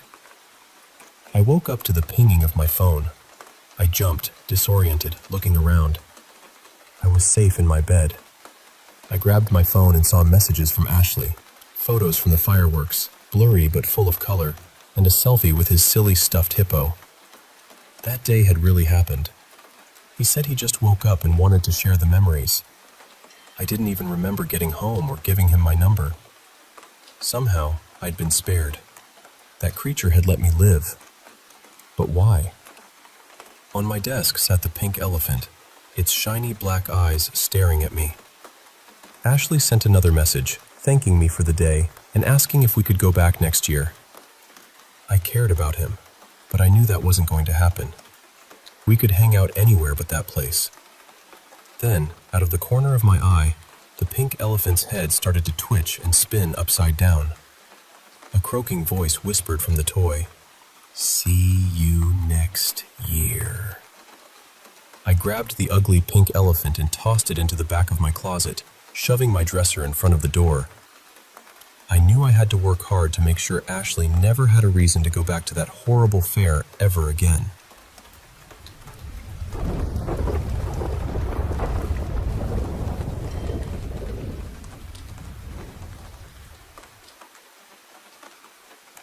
I've watched the footage more times than I can admit without sounding unwell. Not once or twice. Not just out of curiosity. I mean night after night, frame by frame, until the glow of the monitor felt burned into the backs of my eyes. And every time, the chair beside room 12 was empty. No visitor. No elderly woman in a black cardigan. No one sitting beside him. No one holding his hand. But I know what I saw. I was standing right there in the doorway with the ceiling light on, watching her lean close to a dying man's ear. I watched her whisper something to him, something I couldn't hear, but whatever it was, it made the fear leave his face. His hand tightened around hers. Then he took his last breath, looking almost peaceful. And after that, she turned toward me. Her eyes were completely black. No whites, no pupils, nothing human in them at all. Just two dark, still surfaces, patient and endless. Then she smiled. And then she was gone. That happened 4 months ago. Last night I passed the mirror in my hallway and froze. In the reflection, at the foot of my bed, there was a woman standing there. Black cardigan, white hair pulled back, completely still. And she was smiling. I work nights at Mercy General. Or I did. I'm not sure I can go back now. The overnight ward has a kind of silence most people don't understand. It isn't quiet exactly. There are monitors humming, ventilators breathing for people, shoes moving softly across the floor. But beneath all that, there's this feeling, like the whole place is holding its breath. I had worked there for almost 7 years. I knew every sound in that hallway. I knew when a machine was struggling before I saw the screen. I knew when a patient was awake by the way a room felt from the doorway. So believe me when I say this, I never heard her arrive. Not once. The first time I saw her, it was late October, just after 11. I was doing rounds when I noticed the door to room 12 was slightly open. That bothered me. The patient in that room, Alaric Vale, was one of our most critical cases. Organ failure. No next of kin.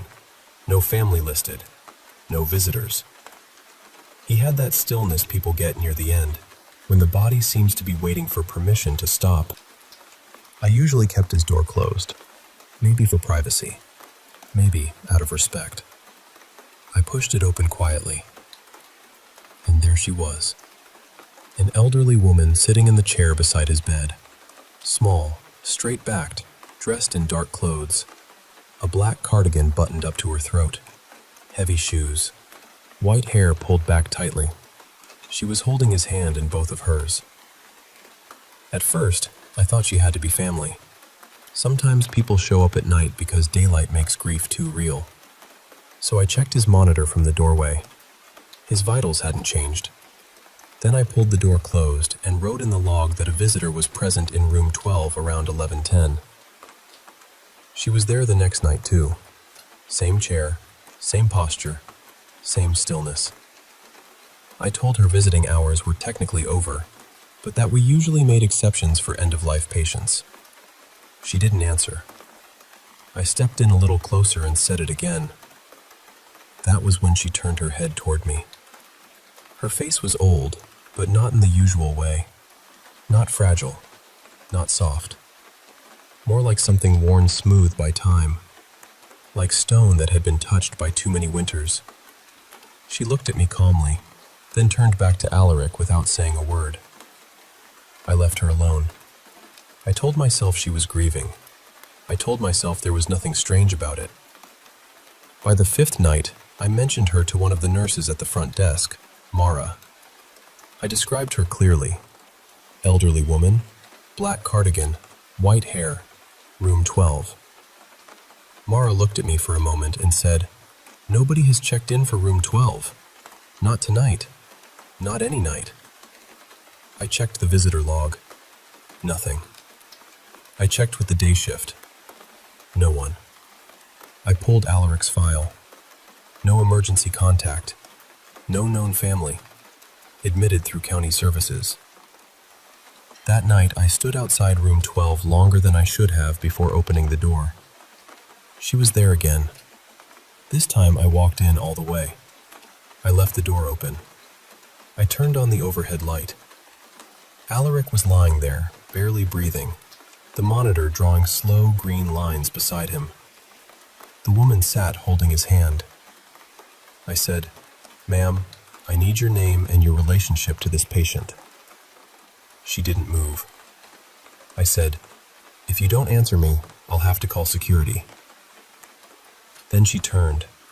With the light on her face, I finally saw her eyes properly. They weren't dark. They weren't clouded. They weren't anything I could explain medically. They were completely black. Both of them. Flat and empty and bottomless. She looked at me like she had already decided something about me. My clipboard slipped right out of my hands and hit the floor. When I bent to pick it up, she had already turned back to him. Her lips were moving, barely, whispering something I couldn't make out, and Alaric's fingers were curled around hers. I left the room. At the nurse's station, I pulled his file again with hands that would not stop shaking. In his personal effects, there was a note about what had been found in his wallet when he was admitted. A transit card, a few dollars, one old photograph. I went to the belongings cabinet and found it. The photo was small, creased, almost gray with age. It showed a woman much younger than the one in his room, maybe 40. She was standing stiffly, dressed in clothes from another time. But it was her. There was no doubt. On the back, in faded handwriting, it said, "For Alaric. I'll come when it's time. M." I sat down right there in the supply room and didn't move for a long while. After that, I stopped going fully into room 12 unless I had to. I checked his vitals from the doorway. I told myself that whatever was happening between them wasn't my place to interrupt. Then, on the 9th night, just after midnight, his monitor changed. I called the attending physician and went straight to room 12. The door was already open. She was leaning close to him, closer than before, whispering quickly into his ear. And Alaric's face had changed. The pain was gone, completely gone. He looked like a man who had finally heard the words he had waited his whole life to hear. His hand gripped hers with a strength I didn't think he had left. Then the monitor flatlined. The room went still. She slowly straightened and turned toward me, and she smiled. Not cruelly, not angrily. It was the smile of someone who had kept a promise. Then she vanished. No footsteps, no movement, no door opening. Just an empty chair beside the bed. I checked the security footage the next day. I watched every recording from every night she had appeared. The camera had a clear view of that chair. It was empty in every single frame. I told myself it was over. I went back to work. I did my rounds. I wrote my notes. I kept my eyes forward. But I started checking chairs before entering rooms. I couldn't help it. And twice, in the months after Alaric died, I saw chairs that should have been empty, but weren't. Both times, I turned around and walked away. I didn't look at the faces, because I had learned something the night he died.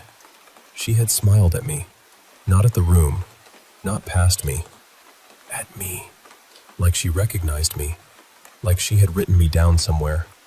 I tried to convince myself that wasn't true. I told myself night shifts do things to people. Death does things to people. Hospitals do things to people. And for a while, I almost believed it. Until last night. I came home around 6 in the morning. The sky was pale. My whole body felt hollow from exhaustion. I made tea, but I didn't drink it. I stood in the kitchen for a while, just staring at the sink. Then I walked down the hallway toward my bedroom. I passed the mirror and stopped, because in the reflection, over my shoulder, at the far end of my bedroom, there she was, the woman from room 12, standing at the foot of my bed, not sitting, standing, black cardigan, white hair, hands folded in front of her. I turned around. The bedroom was empty. I looked back into the mirror. She was still there, only in the reflection. Then she slowly raised one hand and pointed, not at me, at my bed. I haven't slept since. I'm sitting in my kitchen right now, and I have been here for hours. I'm afraid to walk back down that hallway, because I know what it means when she points at a bed. I've seen it before. I just never thought the next one would be mine.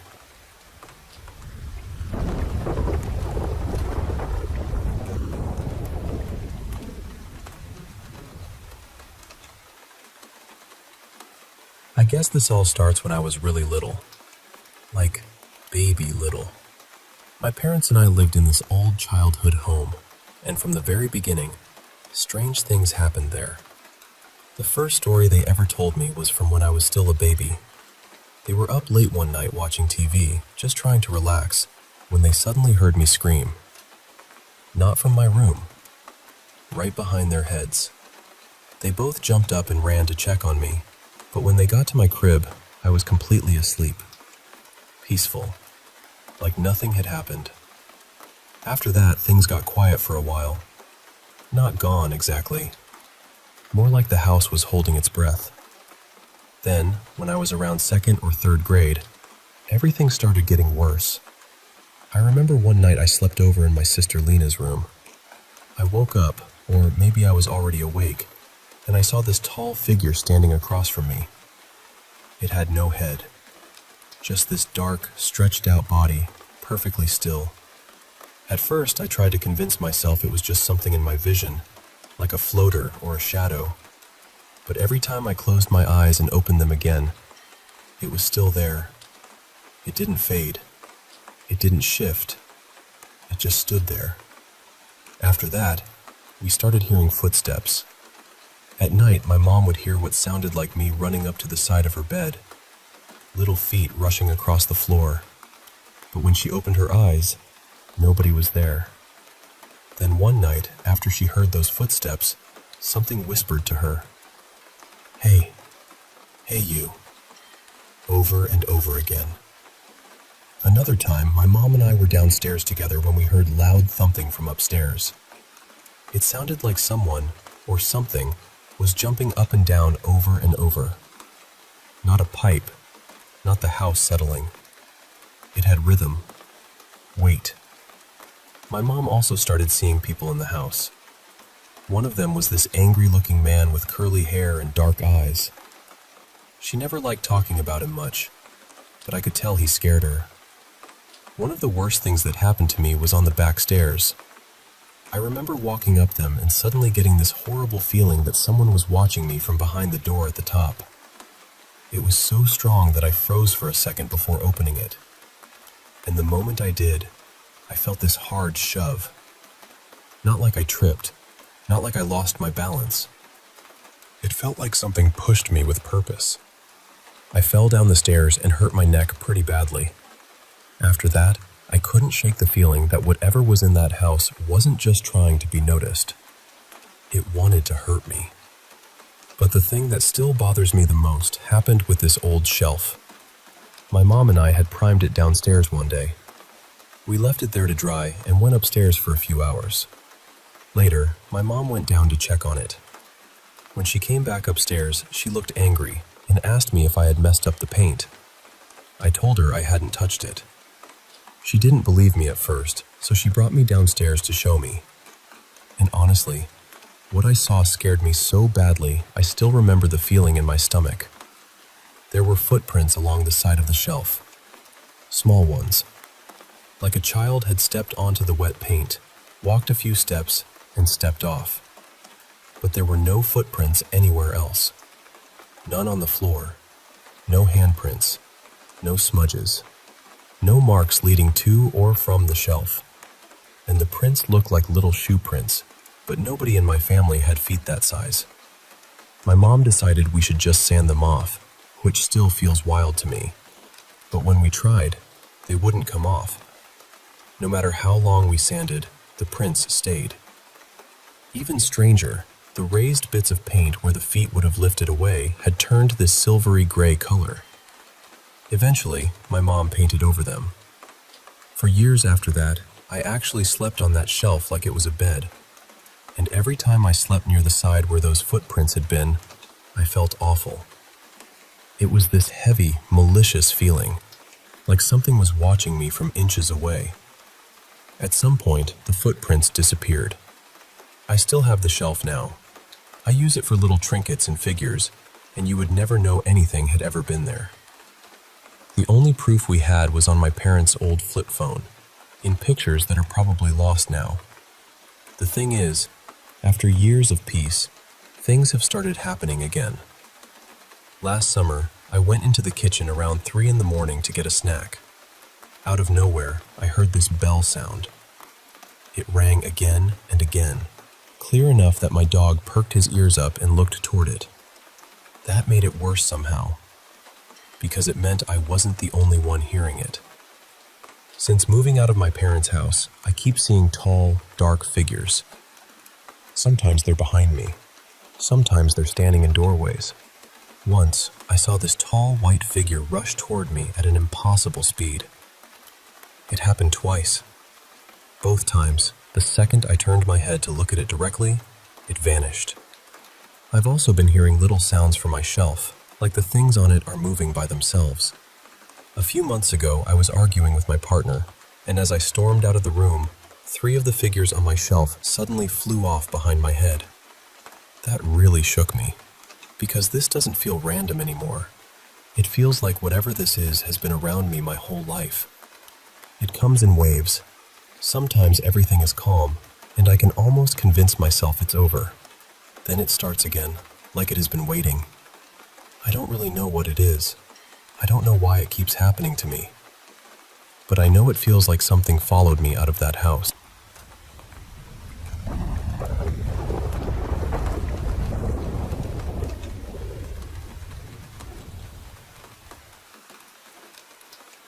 I want to share something deeply personal with you.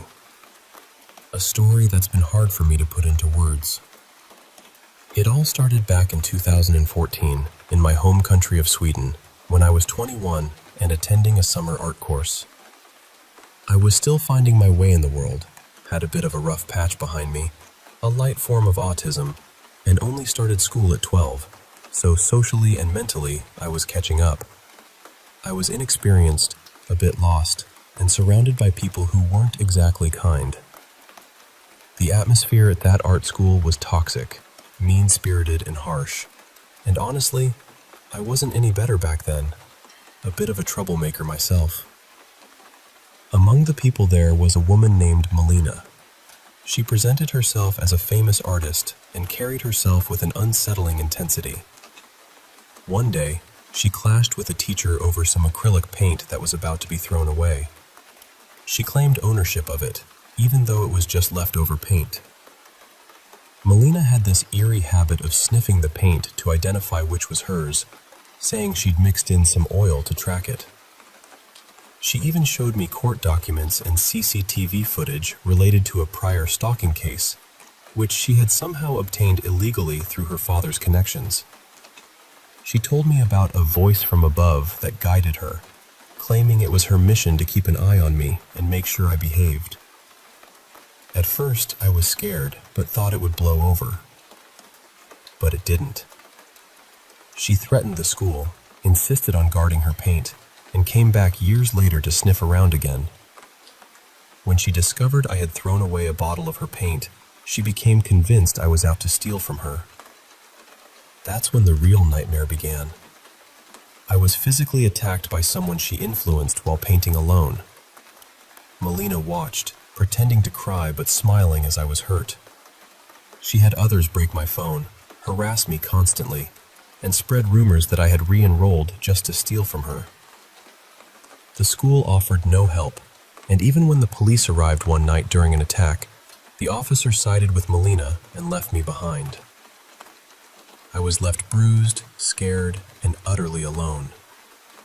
Melina's stalking was relentless.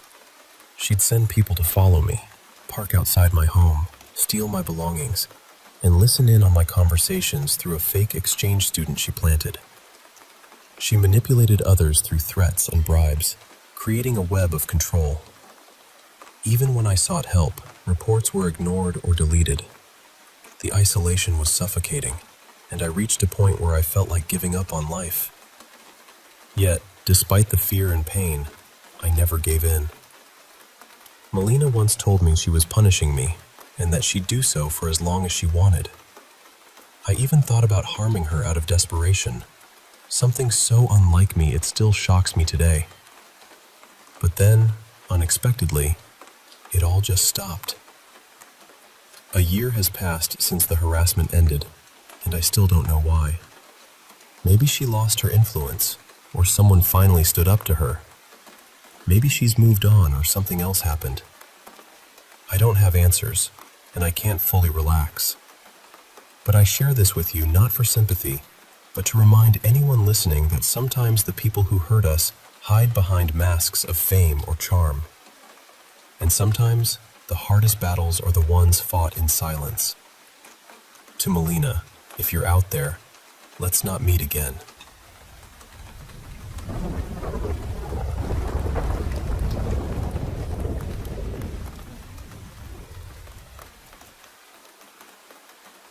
Hey, I want to share something that happened to me back in the early 2000s, living in Vermont. At the time, I was stuck in a pretty rough spot, living in a rundown place where people were constantly coming and going, doing drugs and all sorts of shady stuff. One of the regular visitors was a guy from a biker gang called the Green Mountain Riders. We used to hang out, smoke some weed, and he'd talk, a lot. Honestly, he bragged about things that sounded serious, stuff I didn't want to hear, but he just kept going, like it was no big deal. One time, we went to visit an older member of the gang at his trailer. We sat in his kitchen, lighting up, when my landlady, who wasn't exactly the most reliable person, started telling him about how the younger biker was a real chatterbox. The old guy just listened quietly, then looked at me and asked, "Is she telling the truth?" I had to be honest. "Yeah, man, he shows up almost every week, running his mouth about what you guys are up to." The old man squinted, shook his finger at me, and said, "I'm gonna look into this. If you're right, that kid's going missing. You understand? Make sure you're honest. If I find out you lied, I'll bury you right next to him." I felt this pit in my stomach. I was telling the truth, but I didn't want to be the reason someone disappeared. And I definitely didn't want to get caught in the middle of some dangerous game. I tried to backtrack, saying, "Look, I don't want to get involved. Just forget what I said." He just said, "Too late. I'll be in touch." I was freaked out and, honestly, pretty mad at my landlady for opening her mouth. I'd just confirmed she wasn't lying, but now I was stuck. Fast forward a few months. I was turning my life around. Quit most drugs, just some weed and the occasional mushroom, and started working out. I'd even been accepted into the Air Force, ready to make a fresh start. Then one day, after a meeting with the recruiter, my roommate said, "Hey, your dad's been looking for you. Showed up 3 times since this morning." I was confused. I hadn't spoken to my dad in years. How does he know where I live? No idea, but he was really determined to see you. I asked what he looked like. Old dude, beard, hand tattoos, denim jacket. That wasn't my dad. I knew who it was. The biker. The fact he came by once was bad enough. Coming 3 times meant he was serious about finding me. And pretending to be my dad? That was a clear trap trying to lure me out. I never found out what he wanted. I never knew what happened to that young biker. That night I moved out and lived in my car until it was time for basic training. Last time I was back in Vermont, the same landlady was still there, still caught up in the same world, hanging out with bikers and using. I think I dodged a bullet. Even now, it still gives me chills thinking about what could have happened.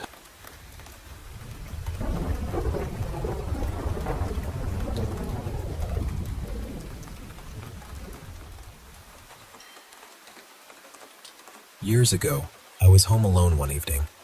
My mom had taken my little boy with her, and my husband at the time was working late, so it was just me in the house. No roommates, no visitors, no pets, nothing like that. I was in the computer room, which was all the way at the end of this long hallway. I remember being on the computer, chatting with a few friends while we played a game, just having a normal, quiet night. Then I heard the front door open. Not a creak, not a little house-settling sound. It sounded exactly like someone had opened the door. So I got up and walked down the hallway, because the hallway led straight to the front door. I looked around, and there was no one there. The door was closed. Everything looked normal. I stood there for a second, trying to make sense of it, and then I told myself I must have imagined it.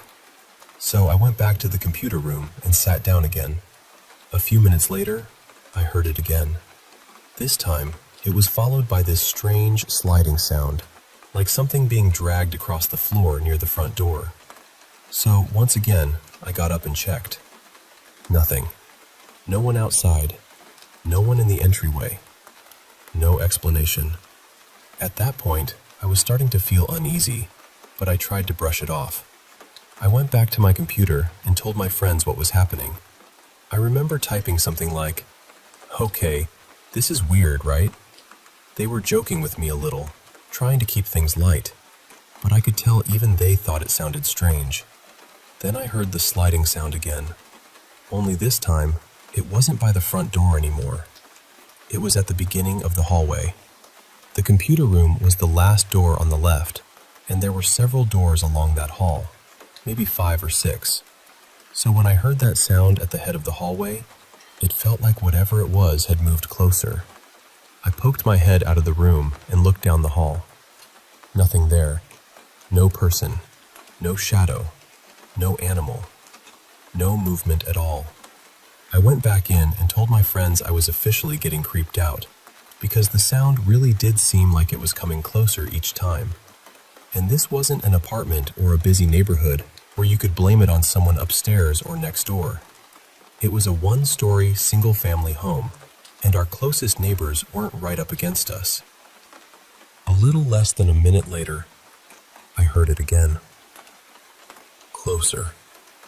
That dragging, sliding sound, heavy and slow, almost like someone pulling a thick, wet tarp across rough concrete. I forced myself to check one more time, even though by then I was really nervous. Still nothing. That was when I shut the computer room door. I sat back down, kept chatting with my friends, and tried to act like I was calm. I wasn't. I was listening so hard that every little noise in the room felt huge. Then it happened again. The sliding sound was halfway down the hallway now. I didn't get up that time. I just sat there, frozen, staring at the door. A little while later, I heard it again, and it sounded like it was almost right outside the computer room. Then, maybe 30 seconds after that, it came again. Right outside my door. I remember trying to joke with my friends because I didn't know what else to do. I typed something like, "Well, if I disappear, tell everyone a ghost got me." But I was scared. Really scared. And then, all at once, right behind me, right next to my ear, I heard a voice whisper, "Mara." Clear as day. Not far away, not through the wall, not like a sound from outside. It sounded like someone had leaned in close, right beside my head, and whispered it directly into my ear. And then there was nothing.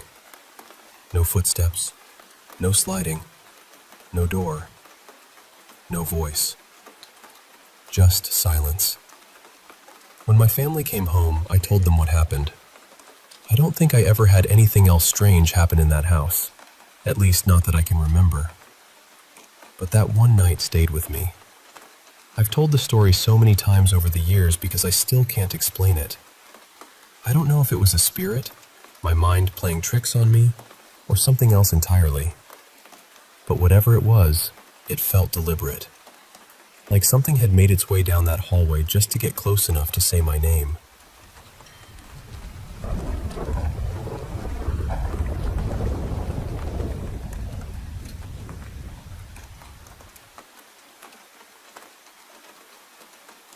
I was about 6 years old when I went with my parents to visit my grandfather and his second wife out in the countryside. We did not visit him often, so the whole place felt unfamiliar to me, almost like stepping into a story someone else had already started. Their house was small and wooden, very plain, the kind of home where every sound seemed to travel through the walls. My family had come from Spain and settled in a quiet rural part of Cuba, far away from much of anything. There were not many doors inside the house. Mostly, the rooms were separated by curtains, including the living room and the bedroom. While the adults were talking, I was playing with a little rubber ball. At some point, it slipped away from me, rolled across the floor, passed through the curtain, and disappeared into the bedroom. I was usually a careful child. I would not just walk into someone's private room without being told it was all right. So either I asked, or I assumed that because the curtain was open and my ball had gone in there, it was okay. I followed it in. The ball had rolled under a large old wardrobe, hit the wall behind it, and gotten stuck somewhere I could not reach from the front. So I went around the side of the wardrobe, trying to find a way to grab it. And that was when I saw something in the narrow space between the back of the wardrobe and the wall. It was small, maybe the size of a toddler, and it looked like it had been folded or squeezed into that tight little gap. The moment I saw it, it seemed to pull away from me, like I had startled it. I still do not really know how to describe it. It did not have a face. It did not look like an animal or a doll.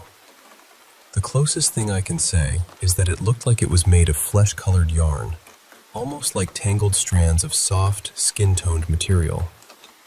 But it also seemed to have little limbs, or at least shapes that moved like limbs. I froze for just a second, and then I ran. I ran out of the bedroom and back into the room with the adults. I do not remember if I ever got the ball back. I think my grandfather's wife asked me why I had suddenly stopped playing, but I did not tell anyone what I had seen. I just stayed close to my parents for the rest of the visit, barely moving from their side. I have never seen anything like it again. And honestly, I try not to think about it too much, because I am afraid that if I keep turning the memory over, my mind will start adding pieces that were never there.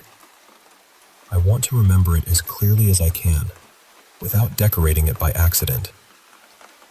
Still, it has stayed with me all these years. I have wondered if anyone else has ever experienced something like that. some kind of strange thing connected to furniture, or hidden in a house, or tucked away where it should not have been. I have also wondered whether there are any domestic spirits or household entities in Cuban, Spanish, or Canary Islander folklore that sound even remotely similar. I was raised in a very practical, secular household, so these were not the kinds of stories I grew up hearing. But sometimes I wonder if my grandfather or his wife had beliefs or practices I never knew about.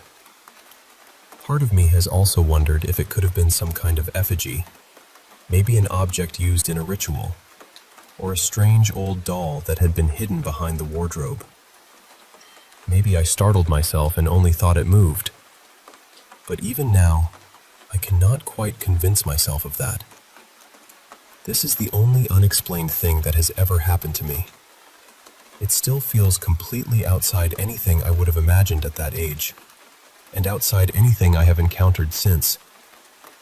That is why I have never been able to fully dismiss it as a dream, or just a child's imagination.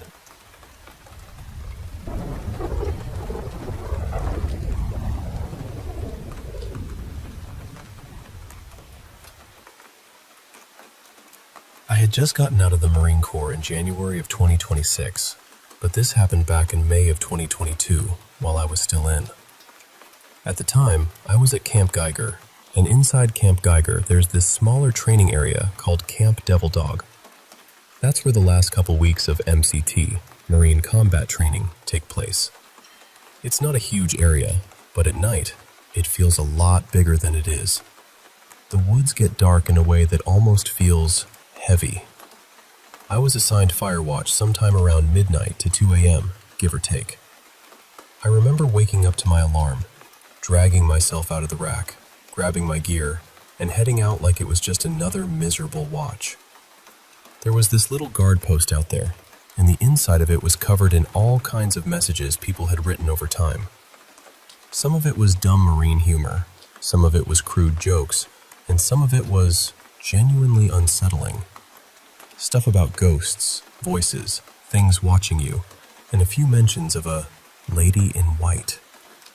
Now, the White Lady is a pretty well-known ghost story around that area, but mostly closer to the gates of Camp Lejeune, not really where we were. So I didn't think much of it. I figured it was just the usual spooky graffiti people leave behind to mess with the next guy. But when I got to the post to relieve the Marine on watch, he was visibly shaken. I mean, he looked terrified. He told me he had seen a woman standing in the middle of the road. She was wearing a white dress, and he said she didn't have any clear facial features. No eyes, no mouth, nothing he could really make out. Just this pale figure standing there, watching him. He was trembling, and I could tell he wasn't just messing around. He was close to crying, honestly. So I made a bad call and left my pack behind at the post while I walked him back to the squad base. I told his rackmate to keep an eye on him, made sure he wasn't alone, and then headed back to the guard post by myself. When I got back, my pack wasn't where I left it. It was sitting about 10 feet away, right in the middle of the road. At first, I told myself a combat instructor had moved it. That made the most sense. They loved messing with students, especially when people were tired and already on edge. So I picked it up, brought it back, and tried to settle in. For the first 30 minutes or so, everything was normal. Quiet, dark, boring. Exactly what watch usually is. Then I heard rustling coming from the tree line to the left of the guard post.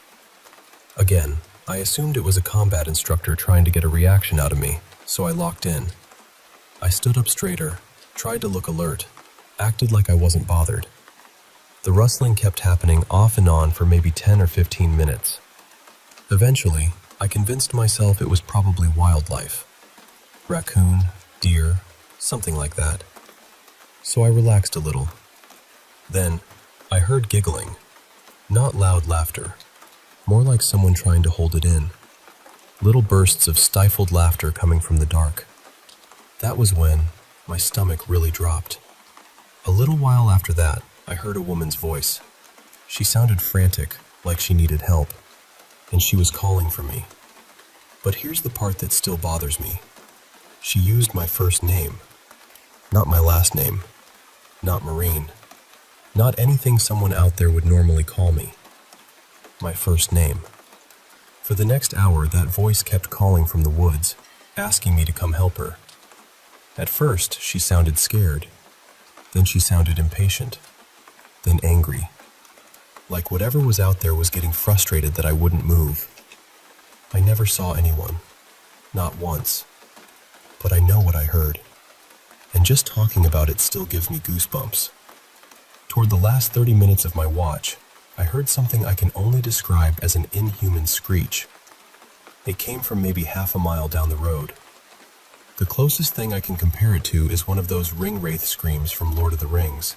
Just sharp and wrong and way too loud for the distance. Right after that, I heard footsteps. Fast footsteps. They were moving around me, behind me, off to the side, everywhere at once. It sounded like something was circling the post, but I still couldn't see anything. Nothing in the road, nothing in the trees. Just movement and sound all around me. At that point, I was holding my rifle like it was the only solid thing left in the world. I was trying to stay as still and hidden as I could, even though I knew I was supposed to be on watch. I wasn't thinking about being tough. I was thinking, do not move, do not answer, do not follow that voice. Then, just like that, everything stopped. The rustling, the footsteps, the voice, gone. I sat there frozen, gripping my rifle, hoping my relief would show up early. He did not. He actually showed up late. When he finally got there, he apologized, and all I could say was, "You're good, man." Then I got out of there as fast as I could and went straight back to the squad bay. I didn't sleep the rest of that morning. Later on, I found out that encounters like that were apparently pretty common out there. People had stories, a lot of them. Even one of my combat instructors said he had seen the apparition during a previous training cycle. So yeah, that's the story of why I will never laugh at the Camp Devil Dog ghost stories again.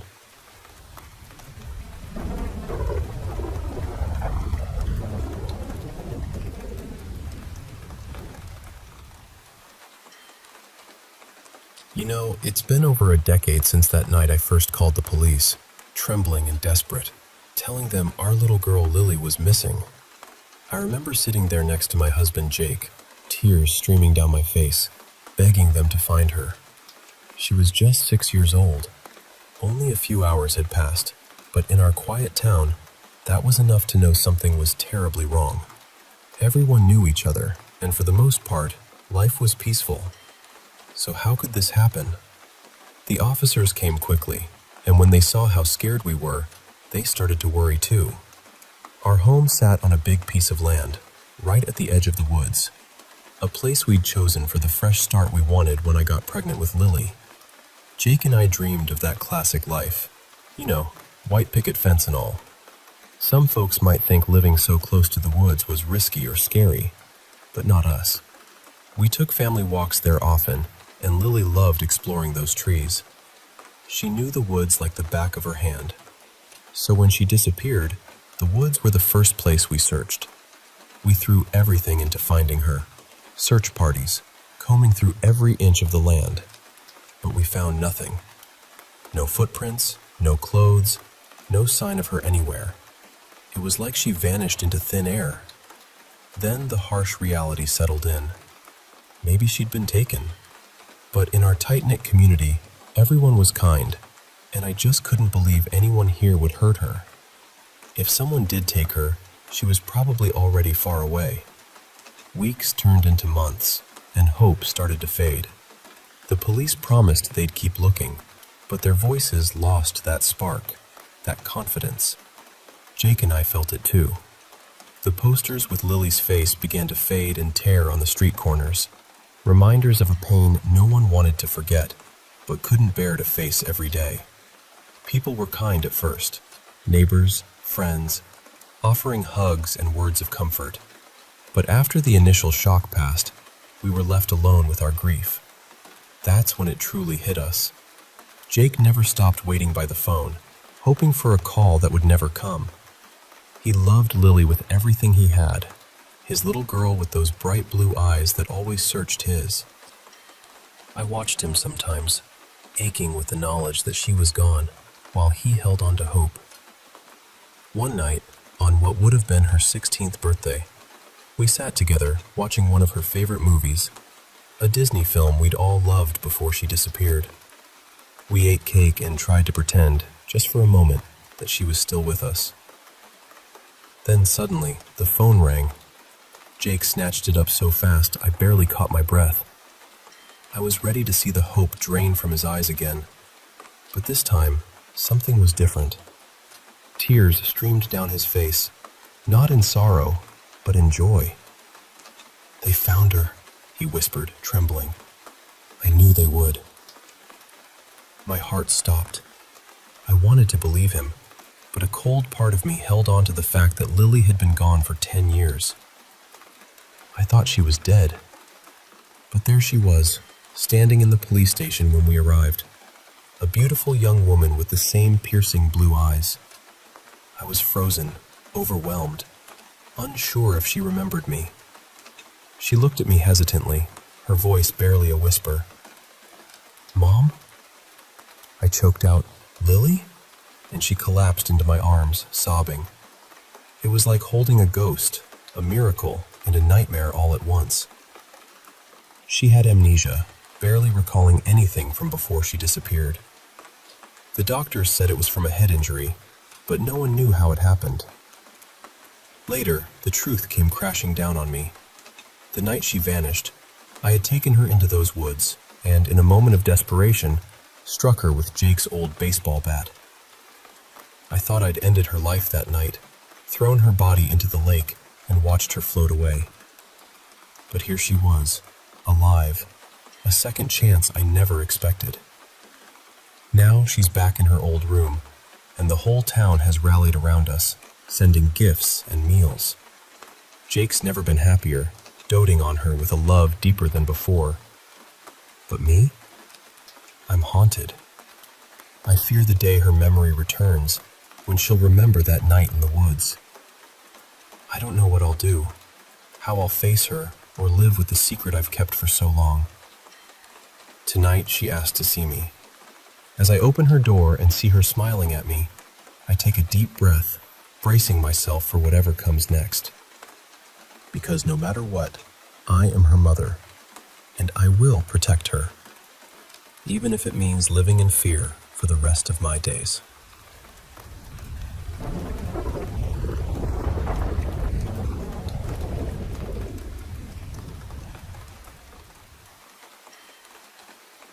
Hey there. I want to share some stories that have stuck with me over the years. Moments that honestly shook me, and sometimes still do.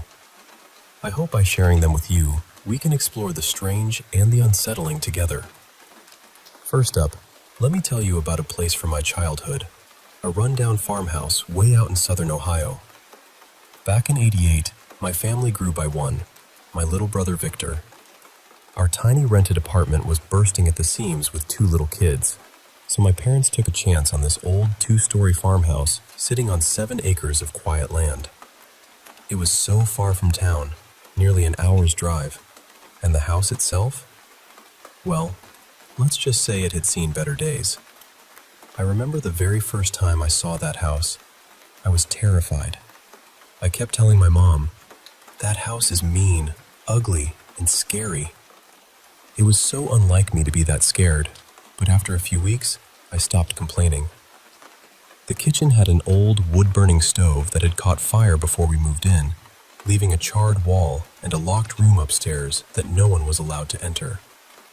The landlord insisted it was dangerous, but my parents never quite believed the story about the fire damage upstairs. One day, my mom and I were outside with our dog, Boss, a mix of pit bull and Doberman. Suddenly, Boss started barking wildly toward the duck pond about 500 yards from the house. Before we knew it, I was found standing in the middle of a thick thicket of trees on our neighbor's property, surrounded by the decomposed remains of butchered cattle. It turned out our neighbor was illegally slaughtering animals and hiding the evidence in that hidden spot. When my mom asked me how I got there, I told her, with a seriousness only a small child can have, that the children in the locked room brought me. We never figured out who or what they were. To this day, the mystery haunts us. Years later, at a seafood restaurant in Oregon, my best friend Katie and I experienced something equally eerie. We were invited to a bonfire by some regulars, and as the night wore on, a strange old woman appeared out of the dense trees, moving slowly and wrapped in layers of tattered shawls. She had this wild, unsettling energy, like a creature out of place. Suddenly, she let out a piercing screech and pointed at us. Right where she pointed, a shadowy figure, a shadow person, materialized out of mist and sped toward us with blurring speed, blowing my hair back. Katie and I were frozen in shock. The woman disappeared into the woods, and we never saw her again. Have you ever heard of shadow people working with living humans? Because that night, it felt like we witnessed just that. Now, shifting gears to the early days of the internet, I had a terrifying experience with a guy named Corey. I was 15, dabbling in chat rooms on AOL, when he started messaging me out of nowhere. At first it seemed innocent, but soon he knew too much. My full name, where I lived, even my parents' names, and it felt like he was watching me. He called and sent messages that made me feel unsafe. I blocked him repeatedly, but he kept coming back with new accounts. One night, he even called to say the police had confiscated his computers, but warned he'd come to find me. I was scared, but grateful to have the sense to protect myself. 20 years later, I still wonder where Corey is now. I also want to share a sad story about a time I was vulnerable in the hospital after an overdose.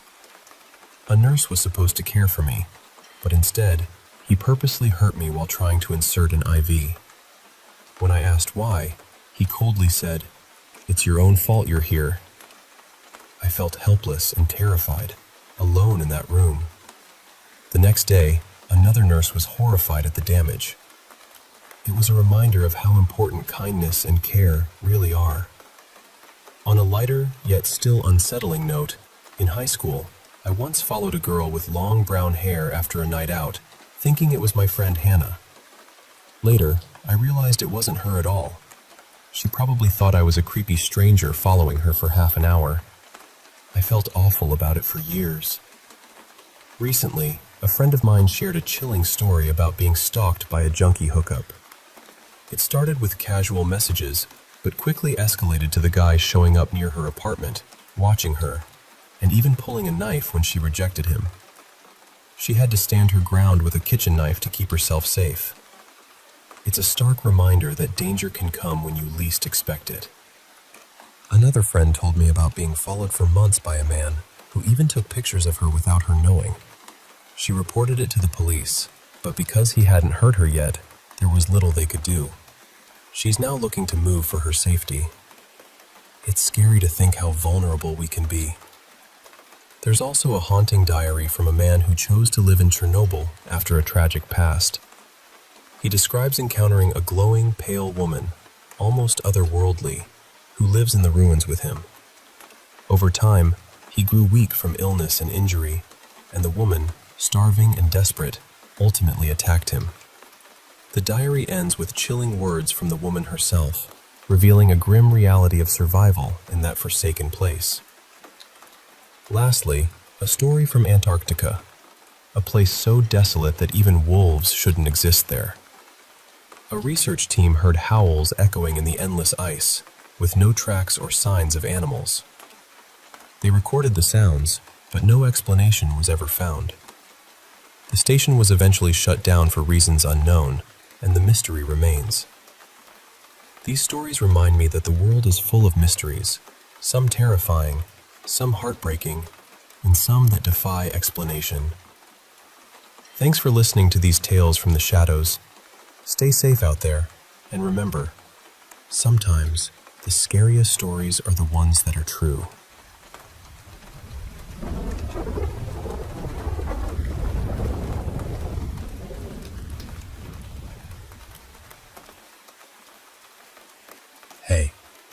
to tell you a story. One that's been eating away at me for a while now. It's about a night that changed everything, and I want you to hear it straight from me, like I'm sitting right next to you. So my dad, let's call him Jack, he's this tough, no-nonsense guy. One night, out of nowhere, this man appears on the road. It's dark, and Dad just tells me, clear him off the road. But then, he pulls out this old hunting knife from under the seat and hands it to me. Says something like, "This is my territory, son. If you don't follow the rules, well, it's back to 1776. I was scared, confused, but I knew better than to argue. The man on the road was still breathing when I stood over him, hiding the knife so he wouldn't freak out. Suddenly, he pulls out his phone. I thought he was calling for help, but the moment he showed me a picture of his wife and kid, a shot rang out. His head just exploded. It was Dad. He thought the man was about to call the cops, but honestly, I don't get upset over stuff like that. Still, as the man twitched his last, I couldn't help but think, poor guy. Dad scalped him right there, washed his hands in a nearby creek, and told me to take the wheel. We barely got away before a cop showed up, lights flashing, chasing us down. We ditched the car and ran through thick woods until we found this old, abandoned house. I wasn't sure I wanted to be there anymore. The place was eerie, broken windows, rotting wood. And then Dad grabbed me, threatening me if I tried to back out. Just then, a car rolled up the driveway. We went inside, and I saw a naked figure sprint up the stairs. Dad pushed me toward those stairs, knife pressed to my skin, urging me to keep moving. I screamed that someone was already up there, but Dad just cut my cheek to keep me quiet. Blood splattered on the wall. I bit back the pain and climbed up, heart pounding. When we reached the top, Dad whispered for me to turn right. Out the broken window, I saw the cop pull out the body of the man we'd killed. Then, I found myself facing a cracked door at the end of the hall, the kind you see in horror movies. My stomach dropped. I was sure I'd find my sister inside, dead, or worse. But when Dad shone his flashlight inside, I screamed. There she was, my little sister, Sarah. Pale, wild, crouched in the corner, moving in this frantic, animal-like way. Blood dripped down her chin, soaking her pajamas. She was gnawing on a dead dog's carcass like some starving coyote. I couldn't believe it. Dad shouted, trying to calm her, but she stood up, eyes glowing yellow, skin nearly translucent. She crawled toward me on all fours, licking the blood on my face. I shut my eyes tight, trying not to freak out.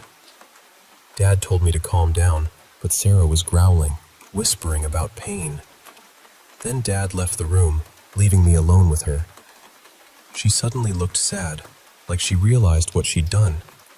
And then, I heard footsteps coming up the stairs.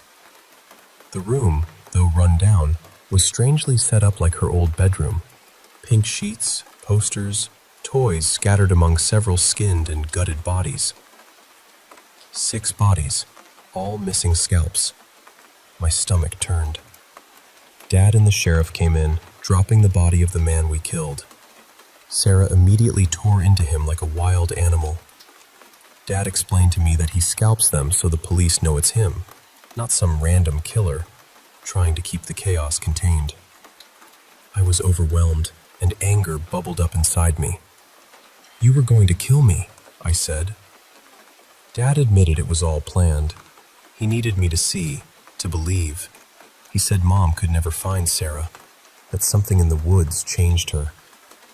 I asked Sarah how it happened, but all she did was glance up with those terrifying eyes, then bury her face in flesh again. Dad told me to say goodbye, but I wasn't ready. I knew he was responsible. He should have been watching her.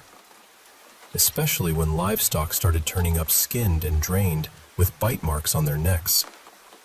I reached into the fresh kill to punish Dad for what he'd done, but Sarah bit into my arm like a wild animal.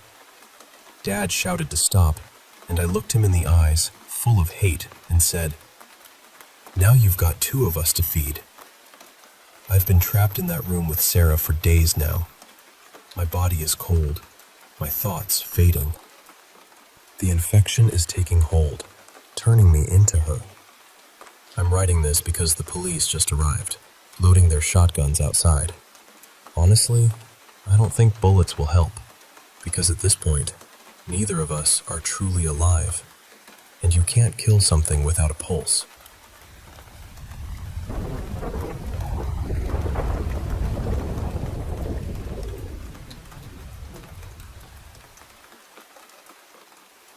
Hey, I want to share something that happened to me a while ago. Something that shook me to my core.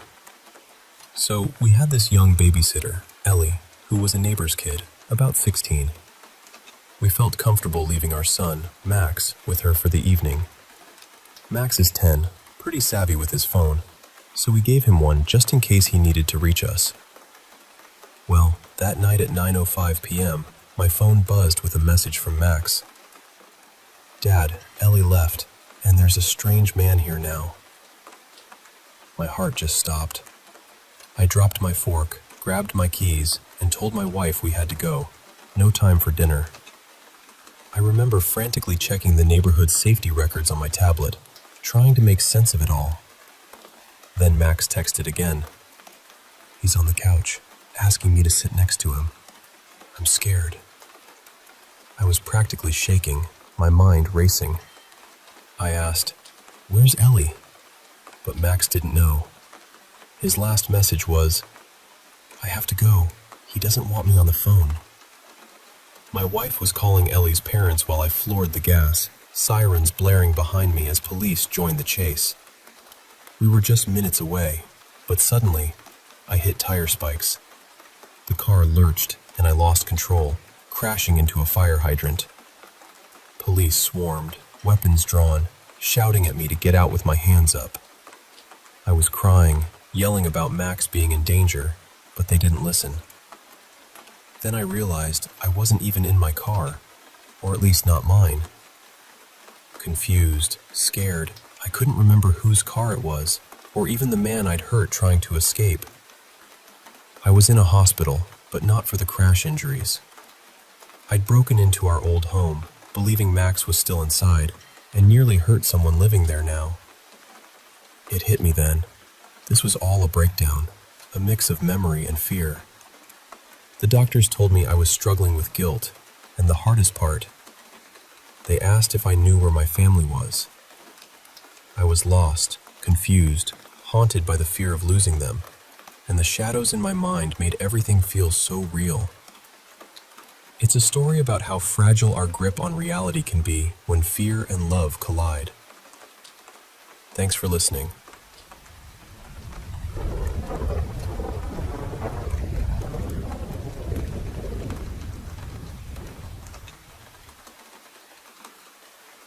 Hey, I want to share a story from when I was about 9 years old.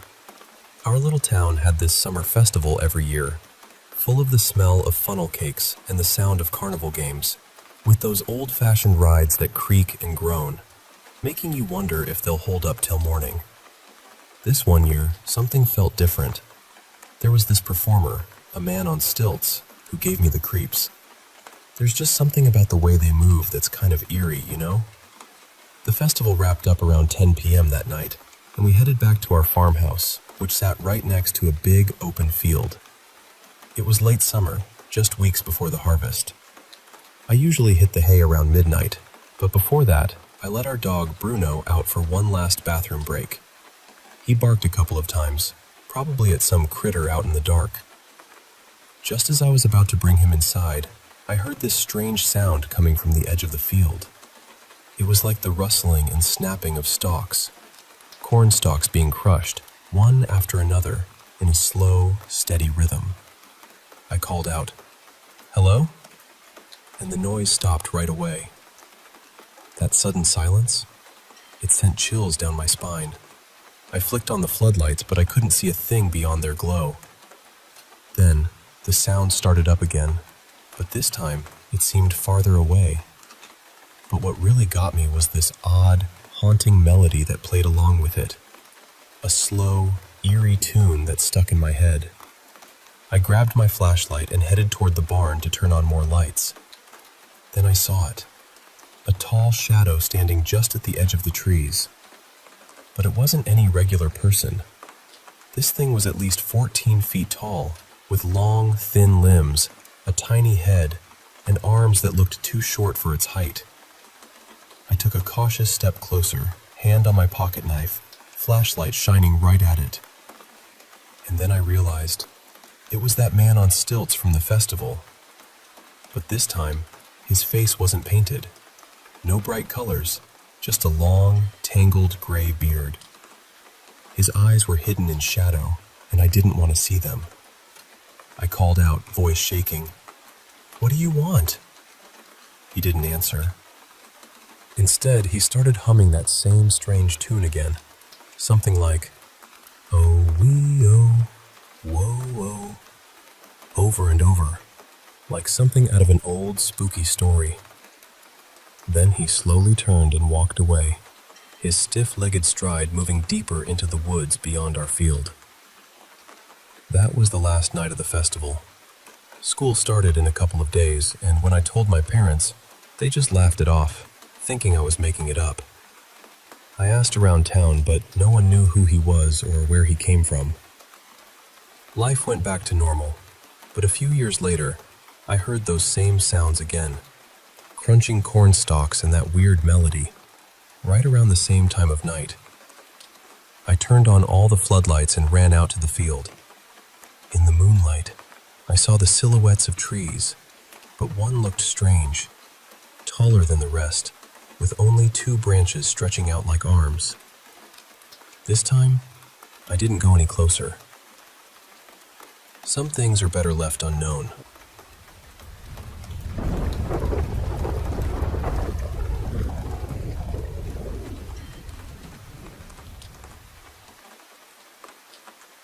Hey, I want to share something really personal with you. It's about my dad, who passed away when I was just about 10. He had this brain tumor that doctors said couldn't be operated on. I still remember that last night so clearly. We kept him at home because Mom wanted him to be comfortable, not stuck in some strange hospital room. I had a babysitter come over, but before I left, I asked Mom if Dad was going to die.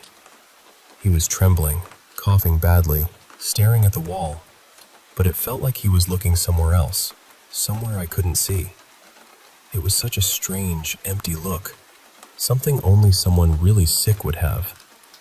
Mom told me, "No, sweetheart, your dad's going to be okay." I kissed Dad on the forehead, hugged Mom, and then left for the night. I was so worried that I actually called Mom at midnight, asking if Dad had passed. She calmed me down, said he was still okay, and told me to try to sleep. That moment was such a relief. A lot of people think it was strange or even wrong that I didn't go to Dad's funeral or viewing. But honestly, the last time I saw him, he was alive. I didn't want to see him gone. I wanted to believe maybe he had just gone somewhere and might come back. The next morning, I walked into the house filled with family, and everything went silent. Mom knelt down and told me, "Daddy's gone." I ran to my room and shut the door, and after that, everything just became a blurry mix of feelings and memories. For months, and even years after, I had dreams about him. In these dreams, someone would knock on the door, and when I looked through the peephole and opened it, there he was. But not quite the same. He looked pale, with reddish eyes and skin that looked hurt and sick, like something out of a scary movie. Just as I was about to let him in, Mom would come running, yelling, "No!" and close the door, telling me, "He's not your dad anymore." Around that time, strange things started happening. Mom put glue over the peephole so I couldn't look out, and she told me never to open the door unless she said so. And most of the time, the answer was no. We kept hearing knocks at the door, maybe once a month for a couple of years. If the doorbell rang, Mom would say it was okay to open the door, but if it was just knocking, I'd have to go to my room. Afterward, I'd find Mom crying and smoking in the kitchen, but she wouldn't tell me why. One day, I was home alone for just a few minutes while Mom ran to the store. Suddenly, there was knocking. Knock, knock, knock. I stayed put, even though it got louder and more urgent. Then it stopped. Against Mom's rules, I opened the door. There was a man walking across our yard, but I could only see his back. He wore a sweater and sweatpants, his head shaved, but there was something else. I had to squint, and then I saw it. Big black stitches running down the back of his head, like after a major surgery. I called out softly, "Dad?" He stopped for just a moment, then kept walking into the woods without looking back. I just want this to end. I miss him so much. Maybe someday I'll understand what really happened.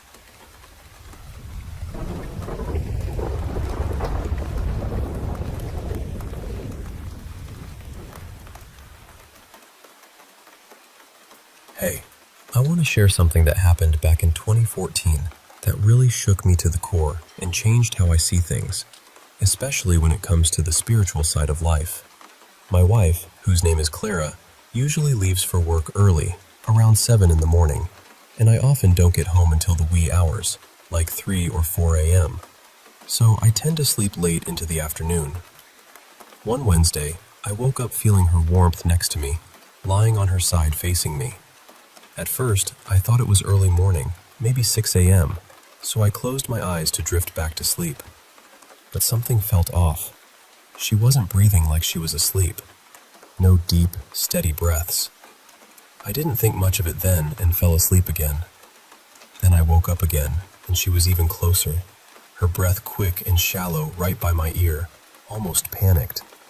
Her head was on my pillow, not hers, which was unusual because she always sleeps on her own side facing away. Still groggy, I glanced at my phone. 2:17 p.m. I rubbed my eyes and looked directly at her. But what I saw stopped me in my tracks. Clara was staring right at me with these enormous, fully dilated black pupils. Her irises were completely dark. Her mouth was open, drool soaking the pillow beneath her chin. And her breathing was labored, like she'd been running for miles. I was terrified. I threw off the covers and jumped out of bed, my heart racing. As I moved toward the door, she remained perfectly still, but those black eyes followed me around the room, filled with a kind of silent fury that sent chills down my spine. I circled back to her side of the bed, noticing her body was unnaturally rigid, almost like rigor mortis. When I reached out to touch her, a low growl came from her throat. I called out to her gently, "Clara, are you okay?" But all I got was that eerie growl. Then she slowly rolled onto her back, eyes locked on me, and started whispering in a strange, unintelligible language. I sat on the bed, leaning in closer, feeling this overwhelming hatred radiating from her, like it was seeping into my bones. I couldn't take it anymore. I shook her, trying to bring her back to herself, but she screamed and thrashed wildly, like she was possessed. Then she went into a seizure, her body convulsed, eyes rolling back, frothing at the mouth. Clara has epilepsy, so I quickly gave her 2 pills and helped her swallow. Eventually, she calmed down and fell asleep. When she woke up, she was confused about the time and realized she'd missed her entire work shift. I told her everything that happened. At first, she thought I was joking or trying to scare her, but as she saw the sincerity in my eyes, tears welled up in both of us. Then she shared something terrifying. She had nightmares all night about stabbing me repeatedly while laughing until I was unrecognizable, and then feeding me to raccoons. We hugged tightly, grateful the episode was over. I tried to convince myself it was all due to her epilepsy, until we went downstairs and found every kitchen drawer open, knives spread out all over the table, every single one we owned. Clara doesn't remember any of it. We had our home blessed less than a month later, and thankfully, nothing like that has happened since. But I still shudder thinking about the fact that while I was asleep, she must have physically left the room, taken out all those knives, and then returned to lie beside me, staring with those terrifying eyes for who knows how long. It's a memory that stays with me, a chilling reminder of that night.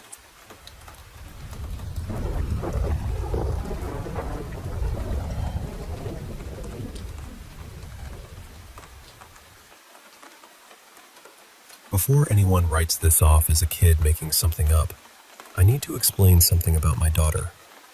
My oldest, Ray, is autistic, and she has always been a very serious, very precise child. She thinks deeply about things, and she has this strong inner compass around fairness and honesty. She will go back and correct tiny details from conversations days later, just because she wants to make sure she told the full truth. So when I say I believed her, I really mean that. This wasn't a child who enjoyed fibbing or exaggerating for attention. She also has no history of psychosis or anything like that. My younger daughter, I'll call her Willow, is a completely different kind of kid. Bright, chaotic, funny, always moving. The type who couldn't keep a prank secret if her life depended on it. One afternoon, I was relaxing in my bedroom when Ray suddenly burst through the door. She looked terrified. Not just startled, but genuinely shaken. Her body was tense, her eyes were wide, and she looked like she was about to cry. She started telling me, all in one breath, that she had seen Willow under her bed. But not just Willow. An unmoving version of Willow. She said she had gone into her room to grab her rollerblades from under the bed. When she lifted the blanket to look underneath, Willow was crouched there, staring out at her. Ray said she wasn't moving. She wasn't blinking. She wasn't answering. At first, Ray thought Willow must have been playing a trick on her, so she kept saying, "Willow? Willow, what are you doing?" But the little girl under the bed didn't react at all. That was when Ray panicked, because she knew Willow had been in the living room. So Ray ran out of her bedroom and checked, and sure enough, Willow was sitting in the living room, watching TV like nothing in the world was happening. That was the part that really unsettled her. She kept saying, "Then who was under my bed?" I remember putting my arm around Ray's shoulders and placing my hand gently over her chest, trying to calm her down. Her heart was absolutely racing. And honestly, I didn't know what to say. The whole thing sounded impossible, so I said the kinds of things you say when you're trying to soothe a frightened child. "It's okay. Maybe she was just messing with you. Maybe you got mixed up for a second." But Ray would not let it go. She was too upset. She insisted I come look under the bed with her. So I did. And of course, there was nothing there. Everything looked completely normal. No one hiding, nothing strange. Just the usual stuff under a kid's bed. But that didn't comfort her much. The layout of our house made it even harder to explain away. There's a long, narrow hallway between the living room and the bedrooms. Willow would have had to get past Ray somehow to pull off a prank like that, and I knew that wasn't really possible. I also knew Willow. If she had managed to pull off something that elaborate, she would have been cackling about it all afternoon. She would have been retelling it, acting it out, bragging, laughing until she could barely breathe. But she wasn't. When I asked her about it, she barely even looked away from the TV. She was calm, distracted, completely uninterested. No giggling, no suspicious behavior. Nothing. Meanwhile, Ray spent the rest of the afternoon deeply unsettled. She wasn't being dramatic. She was confused and scared in a way that stayed with me. It wasn't until years later, when I came across stories online about mimics, that I realized other people had described things that sounded somewhat similar. I can't say our experience matches every detail of those stories. It doesn't fit perfectly into the usual pattern. But I still think about it, because Ray saw something under that bed. And whatever it was, she was absolutely certain it looked like her sister.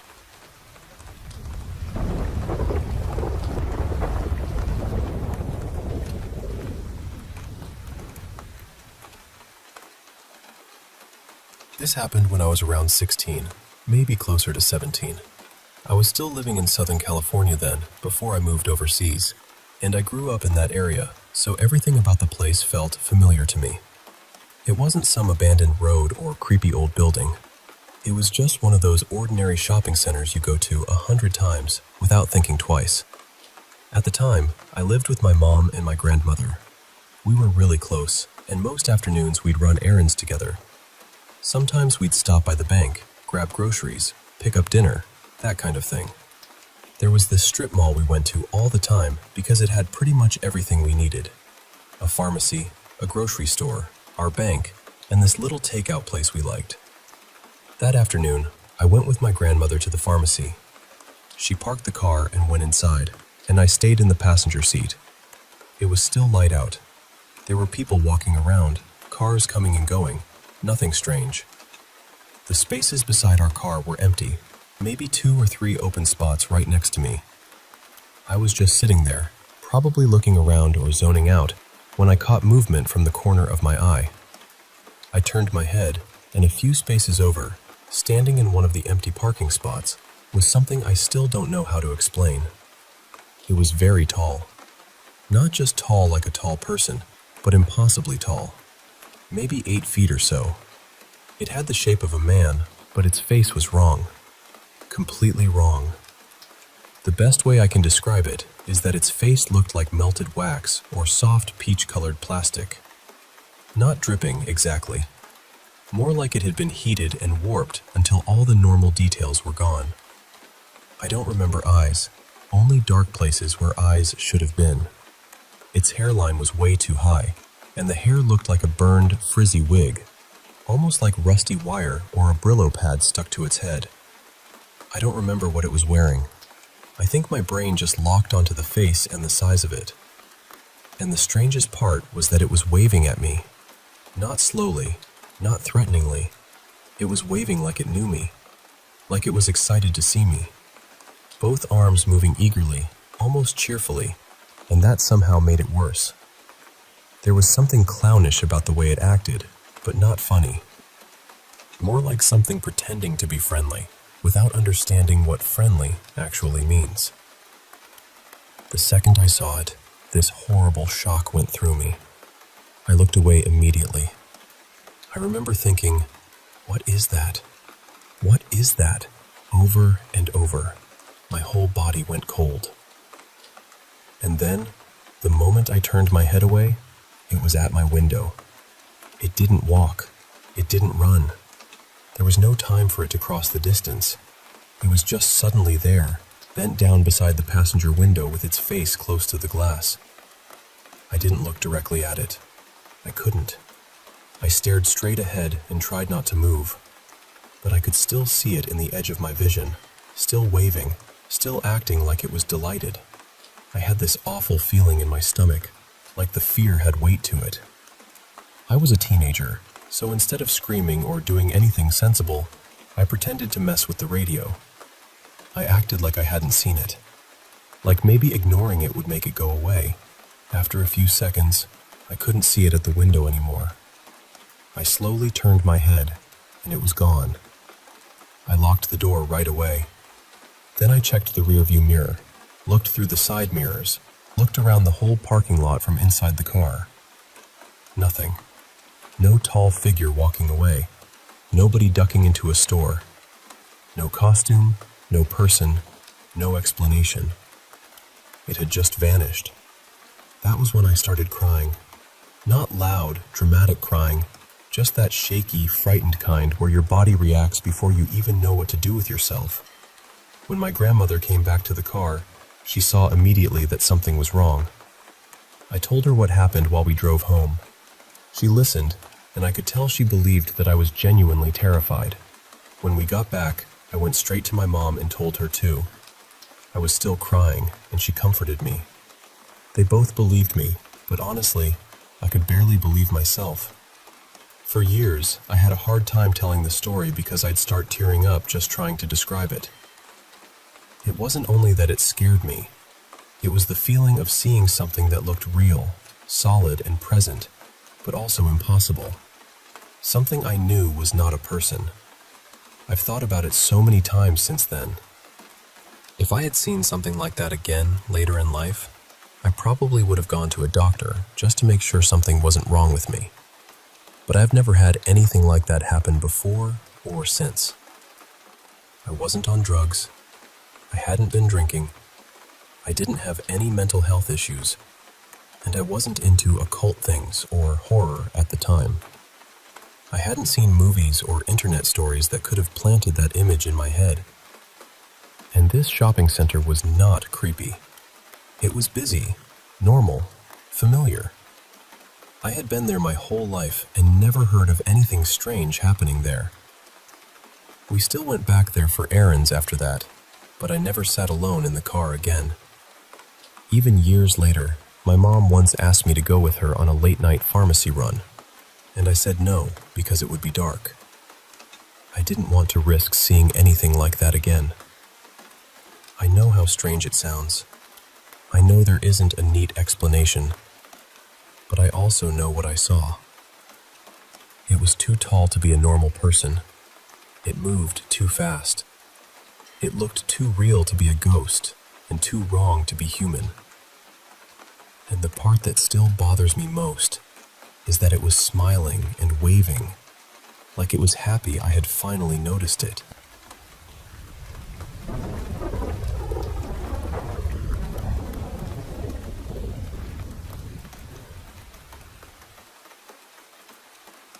I felt connected to the other side for as long as I can remember. Even when I was very young, there was this quiet sense in me that the world had more layers than people talked about out loud. My first real experience happened when I was about 5 years old. Back then, my family lived in a modest little house in a place called Irishtown. Across from us was a small store owned by a family in the neighborhood. People would stop in there for groceries, and sometimes we kids would go over to play pool or just hang around for a while. That family had a daughter named Dina. She was a little older than me, and I remember her clearly, though what happened that night is what stayed with me the most. It was cold, the kind of cold that seems to press against the windows. I was standing in the upstairs hallway of our house, looking out through the window. From there, I could see straight across into Dina's bedroom window. Then something went wrong in our house. The furnace made this terrible sound and blew out. My parents were worried right away, and everything around me felt tense and unsettled. But while all that was happening, I looked back across the way, and I saw Dina standing in her bedroom window. I couldn't see her face, not really, but I knew she was looking right at me. There was a blue light around her, soft but clear, almost like it was glistening in the dark. I stood there staring because I was trying to understand what I was seeing. Even at 5 years old, I knew something about it wasn't right. Then my parents called for me. They were too worried about the furnace for us to stay in the house, so we had to leave for the night. The next day, when we came back home, people were everywhere. Neighbors, townspeople, everyone seemed to be searching for Dina. She was missing. I tried to tell my parents what I had seen the night before, how she had been standing in the window with that blue light around her. I don't think anyone really knew what to make of it. People searched all over, but as far as I know, Dina was never found. The strangest part is that a faint blue ring remained around her bedroom window. Not just for a little while, for years. Much later, I was driving through the old town with my sister because we had to go somewhere in that direction. As we got closer, I asked her if she remembered what happened back then. She said she did. So I suggested we drive past the old house and look. I could feel myself getting anxious before we even arrived. When we slowed down in front of the place, I looked up at that bedroom window, and the blue was still there. The house was empty by then. Nobody lived there anymore. I remember wishing someone had been around, someone I could ask. I wanted to know if Dina had ever been found, or if anyone else remembered the window the way I did. Seeing it again brought everything back. That same strange feeling came over me, like the past had reached out and touched my shoulder. That was only my first experience with the supernatural. things have continued to happen throughout my life, even up to the present day. Over time, I found ways to help protect my home and calm the energy around me. One thing I learned about was making a spirit bowl. For me, it's something done with prayer and faith. I use a glass bowl, then add water, vinegar, and sea salt in even amounts while praying to the Lord for spiritual protection. I believe it helps quiet things down and protect the people inside the house. There is so much more I could say. Some of it sounds hard to believe, but every word of it is true. That night in Irish Town was the beginning, and even now, after all these years, I still think about Dina, that blue light, and the window that never quite let go.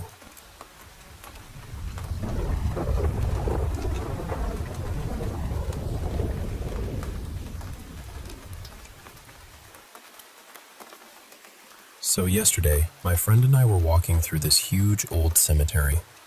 The kind of place where the paths twist around so much that even when you've been there before, you still have to pay attention. We actually knew the place pretty well. We'd walked there plenty of times, and we weren't worried about getting lost ourselves.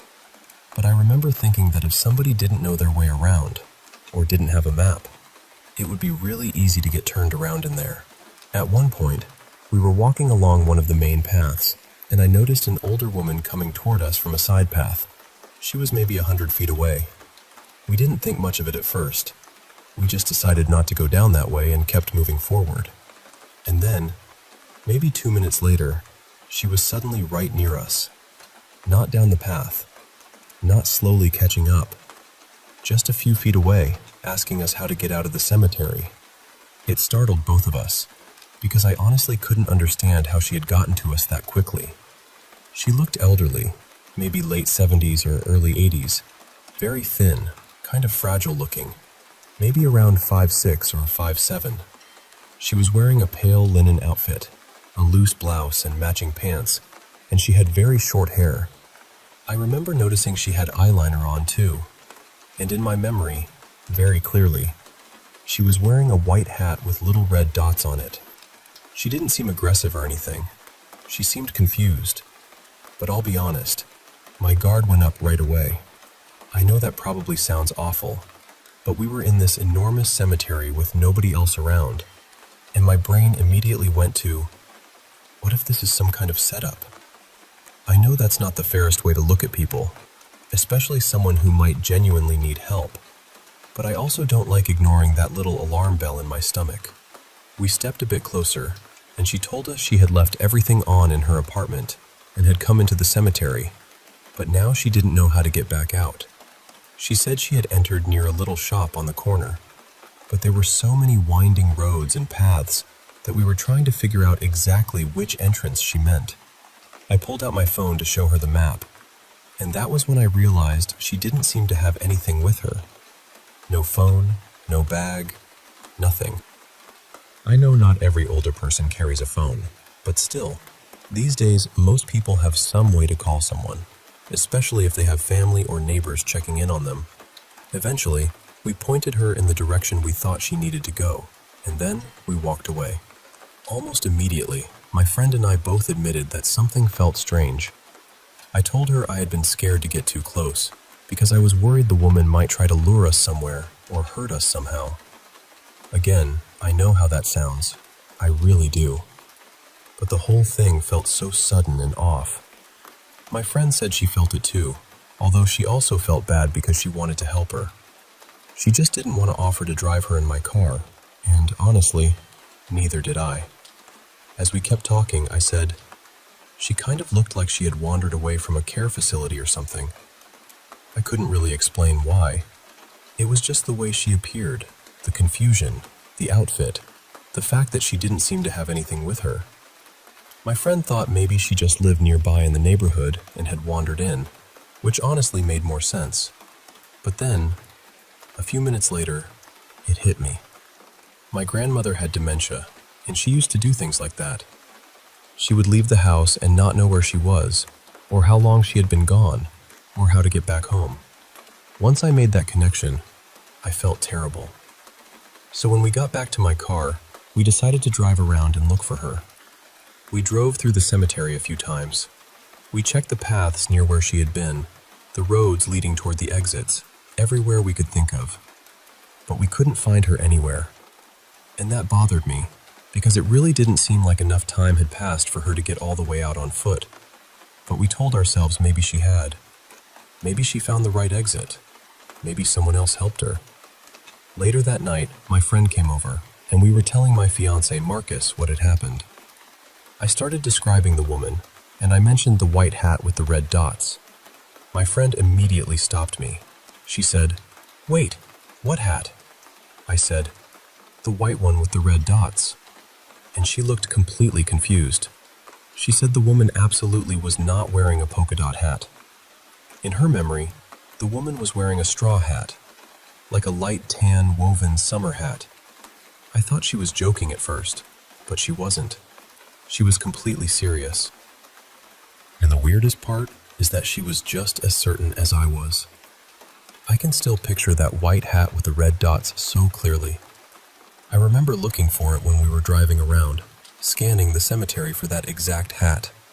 But my friend said she had been doing the same thing, only she was looking for a straw hat. Everything else matched. The woman's age, her clothing, her build, the short hair, the confused way she spoke.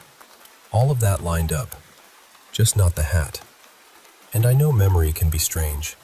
I know two people can see the same thing and remember it differently. But this wasn't a tiny detail, at least not to me. It felt so specific. The whole thing has been sitting with me ever since. The way she appeared so quickly, the way she seemed lost, the way she vanished before we could find her again, and then this one detail that somehow split into two completely different memories. I don't know what to make of it. Maybe it was just our brains filling in the blanks in different ways. Maybe we were both anxious and remembered it wrong. Or maybe there was something about that woman and that place that was never going to fit neatly into an explanation. But I keep seeing her in my mind, standing there on that quiet path, asking us how to get out. And I still see the white hat.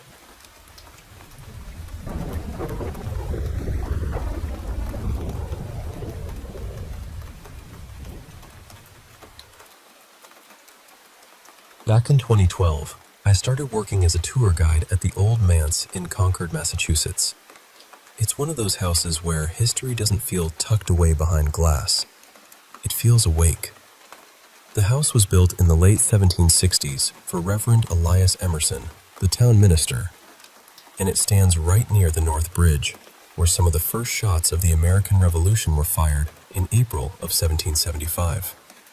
Elias was also connected to the family line of Ralph Waldo Emerson, so the place already had this deep literary and revolutionary weight to it.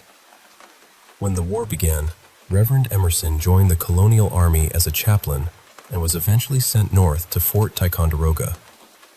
He never made it home. He became ill and died in 1776, leaving behind his wife Phoebe and their children. A few years later, Phoebe remarried the new town minister, Reverend Ezra Ripley, and they raised more children in that same house. After Phoebe and Ezra passed, the home stayed in the family. Eventually, it was rented to Nathaniel Hawthorne and his wife, Sophie. They actually moved in on their wedding day in 1842, which has always struck me as strangely romantic. They stayed there for a few years before leaving in the mid-1840s. Later, another family member, Silas, moved in with his wife, Caroline. After Silas died, Caroline supported herself by tutoring young men who were preparing for Harvard. She was brilliant, completely self-taught in languages, science, history, philosophy, mathematics, and law. She turned part of the house into a classroom, and, in a way, her presence still felt stronger there than almost anyone else's. By the time I worked there, the house had long since become a museum, and with a house that old, with that much life pressed into the walls, there were stories. The most common thing was the lights. At closing, we would go through the house and turn every light off. But sometimes, just as we were leaving, someone would notice a light glowing inside. So we'd go back in, turn it off again, lock up, step outside, and there it would be again. On. Quietly shining from inside the dark house. Other mornings, the first person to arrive would find lights already on, even though everyone swore they had been turned off the night before. Most often, it happened in a small upstairs room that had been used as a study. Ralph Waldo Emerson had worked there, and later, Nathaniel Hawthorne did too. Both men had desks in that room. So of course, we used to wonder, half joking and half not, whether they still came back at night to write. That room had another story attached to it too. It was said that Reverend Emerson had stood at that window on April 19th, 1775, watching the fighting at the North Bridge. One day, I was leading a tour and had the group gathered near the top of the stairs, just outside that room. A visitor asked me, very casually, "Who's the man in there?" I thought he meant the portrait of Hawthorne hanging on the wall, so I told him that was Nathaniel Hawthorne. He nodded, and we moved on. A few minutes later, when we actually stepped into the room, I noticed he looked confused. Then I heard him quietly ask another guest, "Where did the man at the window go?" I asked him what he meant. He said he had seen a man standing by the window, looking out toward the bridge. He described him as wearing a wide-brimmed hat and a dark coat, the kind of thing a colonial-era minister might have worn. The thing is, no one had left that room. I had been standing right outside the whole time, and we didn't have costumed interpreters. There was no actor, no staff member, no hidden exit. Just an empty room, a window facing the bridge, and a man who apparently vanished before we walked in. But the moment I think about most happened on my very first day. I had come in early to fill out paperwork before the museum opened. There was only one other person there, my site manager, a British man named Martin. I went into the house to get things ready for the day and ended up standing in the room Caroline had once used as her classroom. I was alone. Then, from directly behind me, I heard a woman's voice say, clear as anything, "Tell me what you know." I turned around immediately. No one was there. There was nowhere anyone could have gone without making noise. The floors were old, the doors were loud, and the whole house had that creaking honesty old buildings have. You couldn't sneak through it easily. I went back to Martin and asked if anyone else was in the house. He said, "No, just us. Why?" So I told him what happened, and he didn't look surprised at all. He said that sort of thing happened now and then, especially to male staff members and volunteers, and almost always in that same room. I've thought about that ever since. Maybe it was Caroline, still testing the young men who came through her classroom. Maybe she mistook us for students trying to prove ourselves worthy of Harvard. Or maybe she just wanted to make sure we knew what we were talking about. Either way, I never gave a tour in that house casually again.